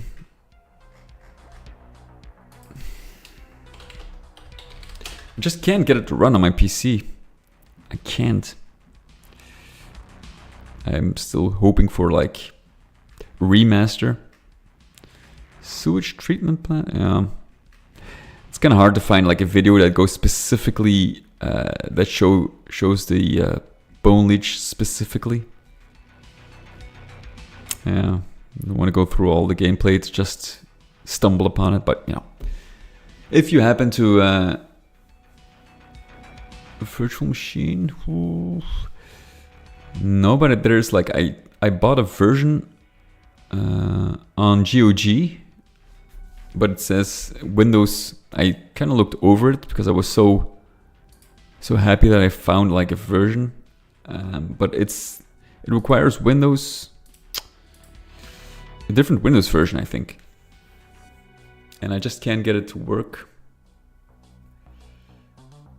But I'm gonna, there has to be like a way. One thing that was really weird is I read that if you had a USB device plugged in, then the game would not work because there was a conflict with like the way it handled the reading of active ports or something. Very strange. But now, maybe like I'm hoping for a Blood 2 remaster. I think it's I think I actually, well, I do like Blood. I think I prefer Blood 2, to be honest. And I know this is probably going to give me a lot of backlash. Same with Quake. I have the same thing with Quake. I prefer Quake 2 over Quake, but I think like what I really remember and really got, I was pretty young when I played Blood 2, and the one thing that really stuck with me was like the legs coming out of the washing machine. At some point in the level, that was really awesome. First of both, yeah.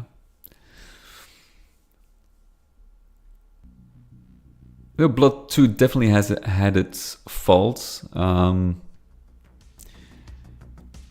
it could have used a little more time in the oven, for sure. But like the atmosphere and the general look, I really loved it. And it's always like, the thing is, if you have like an established franchise or like an established game, and the follow-up differs too much from that, you're always gonna like split the fan base, always. If they would have made Quake 2,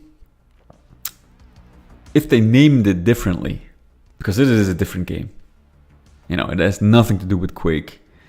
It's just purely, it has been like, it had to do with the fame they already had from Quake, and they wanted to take advantage of that, and that's why they named it Quake 2. But if they named it, I'm pretty sure like the fan base would be bigger, because many people don't want to have anything to do with Quake 2 because they are such a fan of Quake, and they feel like Quake 2 kind of ruined the the progression of Quake. Whereas, you have to just keep in mind that it's purely by title. And it's not like a true sequel. Quake 4 is a true sequel to Quake 2. And that even splits up the player base of Quake 2. Some people hate Quake 4. Because it's vastly different from Quake 2. In terms of gameplay. It's more akin to Doom 3, which of course makes sense because it uses the same engine. But, it is a sequel. I like Quake 4.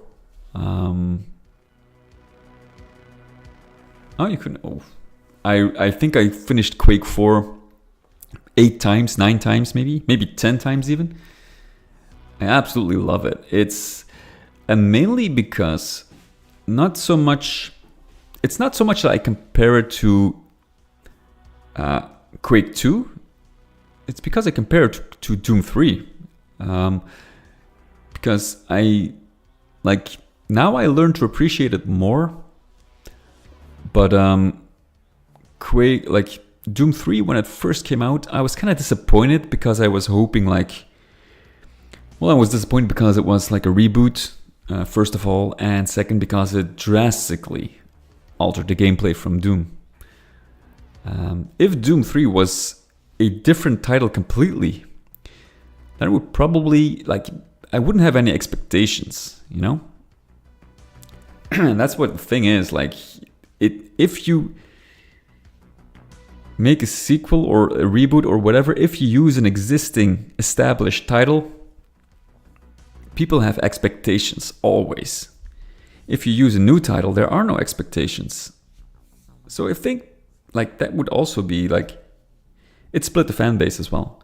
And in the beginning, I learned to appreciate Doom 3 over time, I guess. So now it's really enjoyable for me to play it. It has this unique atmosphere. But I wasn't really super satisfied with the pacing. Whereas when Quake 4 came out, like that was basically Doom 3 the way it should have been. You know, it's still like, it has both that tension, but it kind of gets rid of that too slow, horror-y pacing, and it trades it in for more action. Flashlight mechanic, I can agree, although the flashlight is barely needed in Quake 4. Doom 3, the flashlight mechanic is terrible. They should have used the flashlight mechanic from Quake 4 and Doom 3. I can appreciate like the horror vibe, I guess, but they should have made sure that, you know, the base was lit. Oh yeah, you were talking about Doom 3. Yeah, the base was lit just enough without having you need to have like a flashlight. Like maybe some darker sections where you have these strobing lights or something. But you could still see enough. But yeah, the flashlight was terrible. I hated it as well. And that's but they fixed it. You know, they even like in a future version of Doom 3, like not really sure what it was called. Was it for a console version or something? They actually added like a flashlight attachment. So they kind of recognize the problem themselves without having modders to have to do it, you know, in their place. But you know, that's why, and I feel that's why I love Quake 4 so much, because they actually fixed all the issues I had with Doom 3. The pacing was better, the gunplay was better, the lighting. You know, I feel like they kind of learned from their own mistakes and really created the best version for that engine. I mean, for that, well, not per se engine, but like the games look very much alike. You can see, like it's made from the same company. You can see that clearly.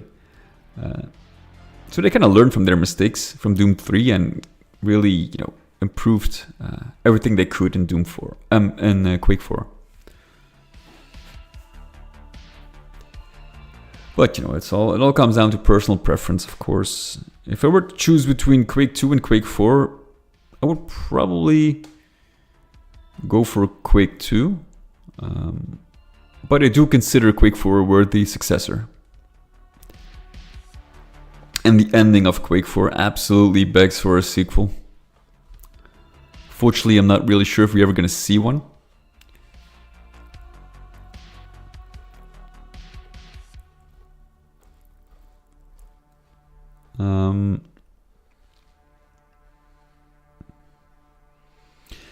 But yeah, it's all personal preference, and it kind of depends on, you know, what you were exposed to as when you were younger first.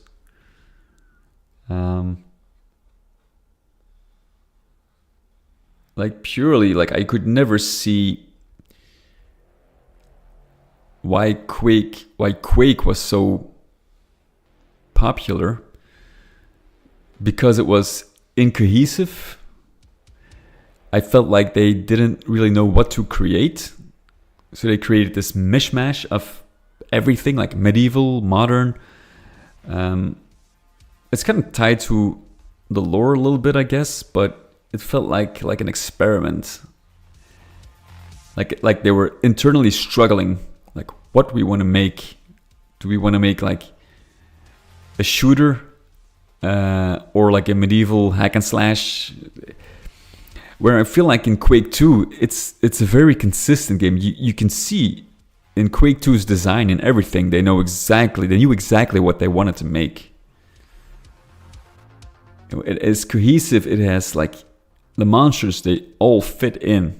The levels, it all belongs to the same universe. Whereas Quake 1 is really like disjointed, I feel.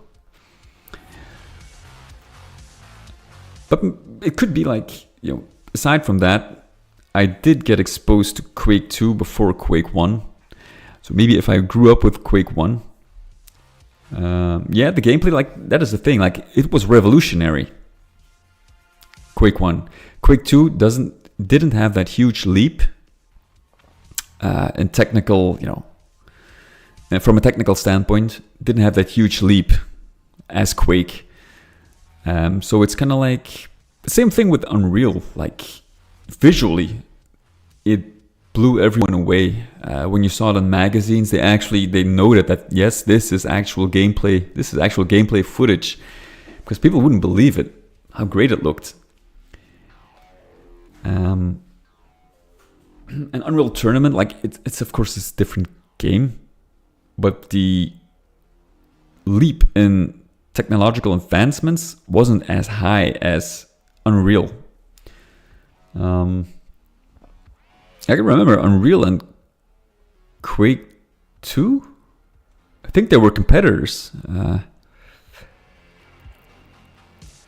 So when it comes to visual, like purely, like, the gameplay in Unreal is not as tight as Quake 2, but visually it's a huge leap forward. Like, Quake 2 fell behind there. What Quake 2 did have was a better multiplayer component.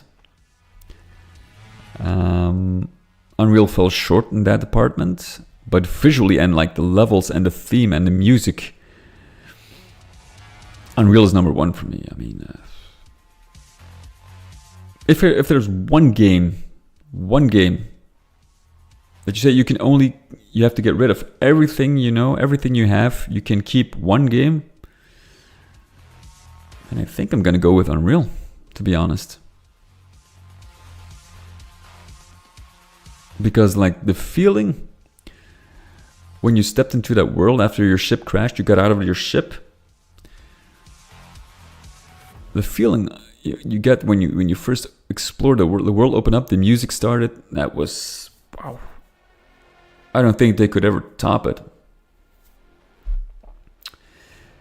Nothing in all these years came close for me. You know, just the atmosphere.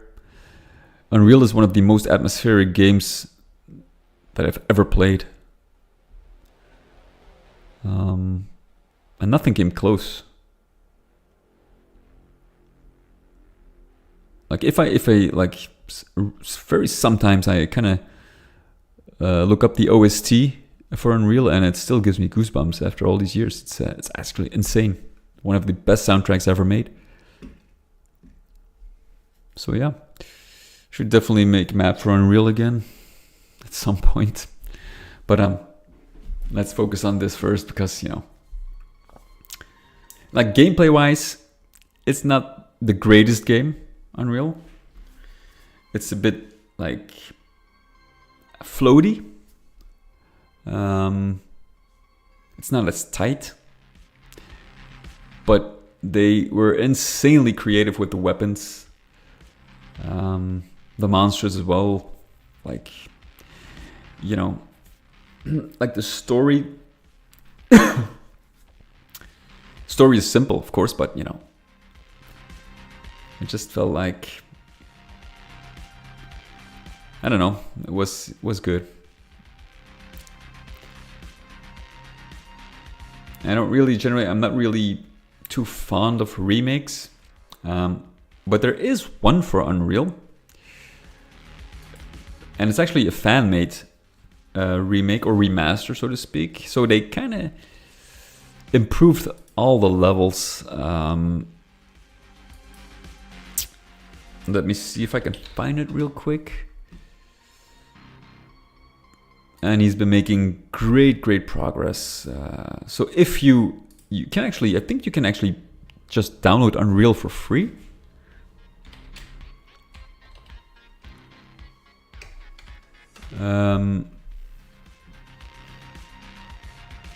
Here he is. So look at this.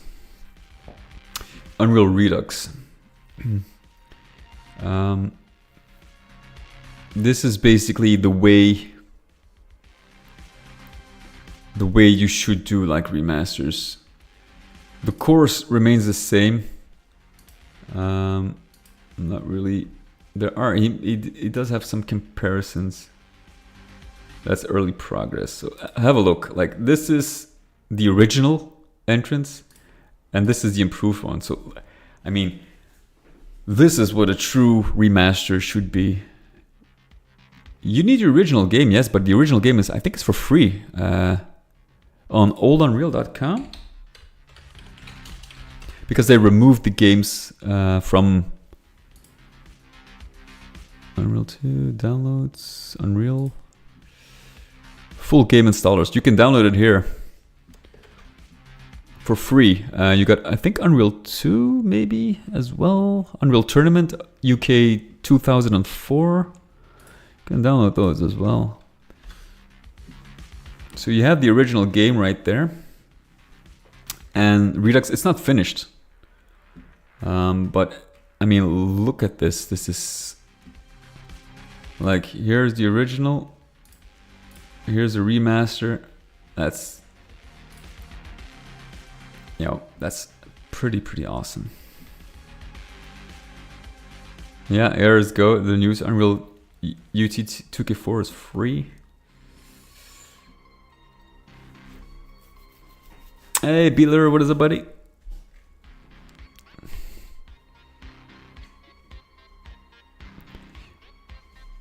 True.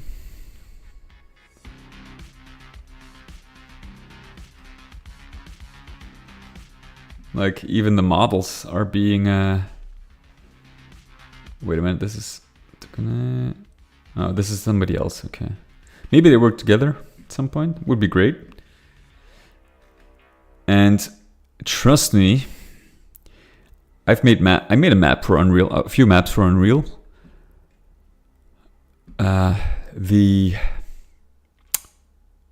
node building is disastrous. Okay. I spent hours and hours making sure that the node building, like you can see, oh God, oh, it still gives me nightmares.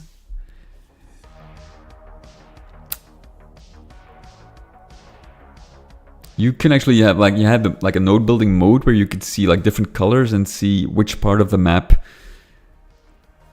Oh yeah, you know, okay, so you know exactly what I mean. Oh my God, man, the node builder, it's pure insanity. Now the thing is, what you can do to avoid it is build your level basically in, and that's exactly what I'm gonna do. I'm gonna build a level in Doom Builder here, what you see here. I'm gonna build level segments. Then I'm gonna open them up in a modeling program, clean them up, like, you know, deleting like vertices, which are unnecessary, planes, merge them, you know, stuff like that. And then I'm gonna import them into Unreal Editor and texture them. And it's super easy. Like the way they did it is actually model the huge parts of the level were modeled in a 3D modeling program, not by a level builder or level editor. And they just import it as a mesh. Now, there is a way in a new version of like the old Unreal version of Unreal.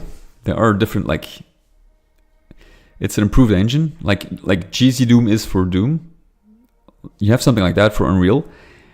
And you can actually make a full level purely out of meshes. So you don't need BSP. You only need like one cube just to make sure like the editor recognizes it as a level, but you can put it outside of your level bounds. It's not really, and the only downside is that the lighting is not as great because it uses mesh lighting for your entire level. Whereas the lighting in Unreal Editor, like if you use it on BSP, it's way better. But it is technically possible. And then if you use meshes, you don't have any geometry, basically. So you would eliminate the need for the BSP compiler to run. Well, it should run for the cube, but it doesn't take the rest of the level into account because it's not really like a PSP level. So you wouldn't have these visual glitches or halls of mirrors or whatever. Is it on PSP?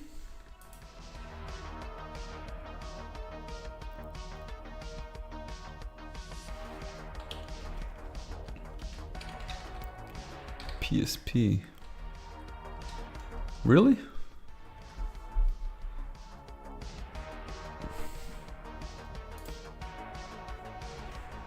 What the hell?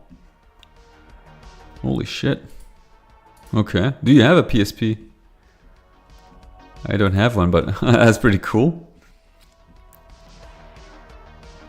What do you know?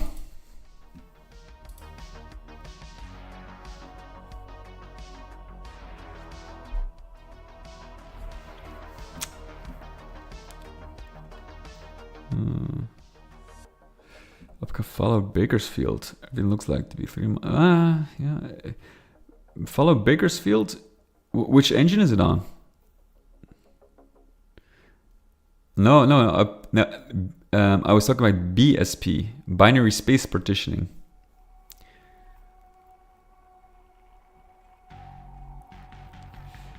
It's the well, you know what it means, right? That was a Jeezy Doom. No worries. No, it's like BSP, like, you know, it's the geometry, like the same thing in Quake. It's also BSP, binary space partitioning based, which means you have to create cubes and they get compiled. Whereas, you know, if you use meshes, it's different. Meshes are more like the details. Like if you have an Unreal Tournament, like a doorway, the surrounding geometry around the doorway is a mesh. And the door itself is more like a mover. It's like also BSP, but it doesn't get, it's not part of the actual geometry, so it doesn't get calculated. It's a very complicated process. I'm not really sure if I explained it right, but you know. It's like a detail brush, so to speak. In Quake, detail brushes. You have regular brushes and you have detail brushes. And the compiler doesn't take detail brushes into account when, you know, counting, when calculating the visibility and stuff like that. And, well, you know, it's a pain. It's absolute pain. There's also PSP here in, you got these nodes, like, this is what I mean. These are the nodes. And something similar, hold on. You have something similar in Unreal, but then it's 3D, of course. But here you get splits like this. This is basically not what you want. See? Because they can, like, this is bad. What you basically want is you want many things in the same color. Triangles are better, yeah. True. This has to do with more like the visibility calculations. And what this gives is if you have like a sector, if you're standing here, you kind of want these to be the same because now this engine actually handles it very well. So there are not really any problems when it comes to visibility. But in Unreal, if you have something like this, then you're fucked. Right? Because if you're standing here, it could be that parts of this are not rendered because the visibility stops right there. And this is a new, like, maybe it's of course it's a little more complicated than that, but it comes down to you have to sometimes move vertices or alter like shapes to get a better build of the nodes. Better node build. You can actually do this. You know, you can rebuild nodes. But so this is a split. I'm not really sure what, like, how. I never really touched on this. And I'm not really sure how altering this would make a huge difference for GZ Doom, to be honest, or UZ Doom. This would be very important in vanilla Doom 2. Because there you can have visual glitches if the node building is not good. Here it doesn't really matter all that much. But some of these sections are, like, here we go, you see, that's a very bad area. Not really sure how to fix it. You can actually probably, if you close it, see, like, you could probably alter some of these positions or remove these. Then you have, like, let me test, like, you get this purple area right here, and this is split up. See? Now, if let's do it, like, run a quick test here. So if we were to join these, and we do another node builder. See, there is this, I'm not really sure how it's calculated, but stuff like that really makes a difference. So yeah.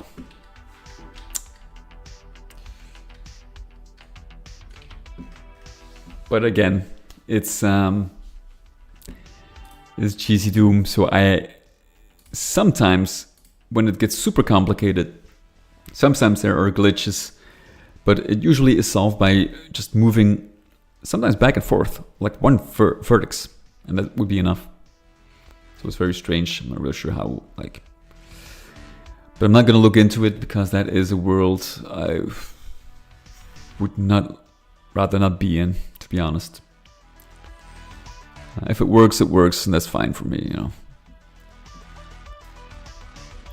But back then, it mattered. It was really important because you had these engine limitations of the time. And the engine would crash, go crazy, produce unpredictable results. So you wanted to avoid that, of course. Nowadays, they just patch it. But back then, when you released the product, it had to be finished, you know, in a playable state from start to finish. Unlike nowadays, but, you know. All right, fellas, I'm going to leave it at this for today. Thank you so much for joining. I might return map leak. Oh, I know. That is the downside of Quake engine games, yeah. And finding a map leak is but the thing is, like, the computers are now that are really, really fast, but if you were to compile a Quake map in the old days, it would last more than a day sometimes. They have to compile them overnight. And if you have a map leak and you have to rebuild it again, it's insanity. I don't know how the people, you know, oh God, I don't want to think about it even. But, you know, right now it's just push a button, like in half a second maybe, like I can compile an entire Quake map, so it's not really an issue anymore to test it. But or you can just isolate sections of the map and build those if you want to find a leak. But yeah,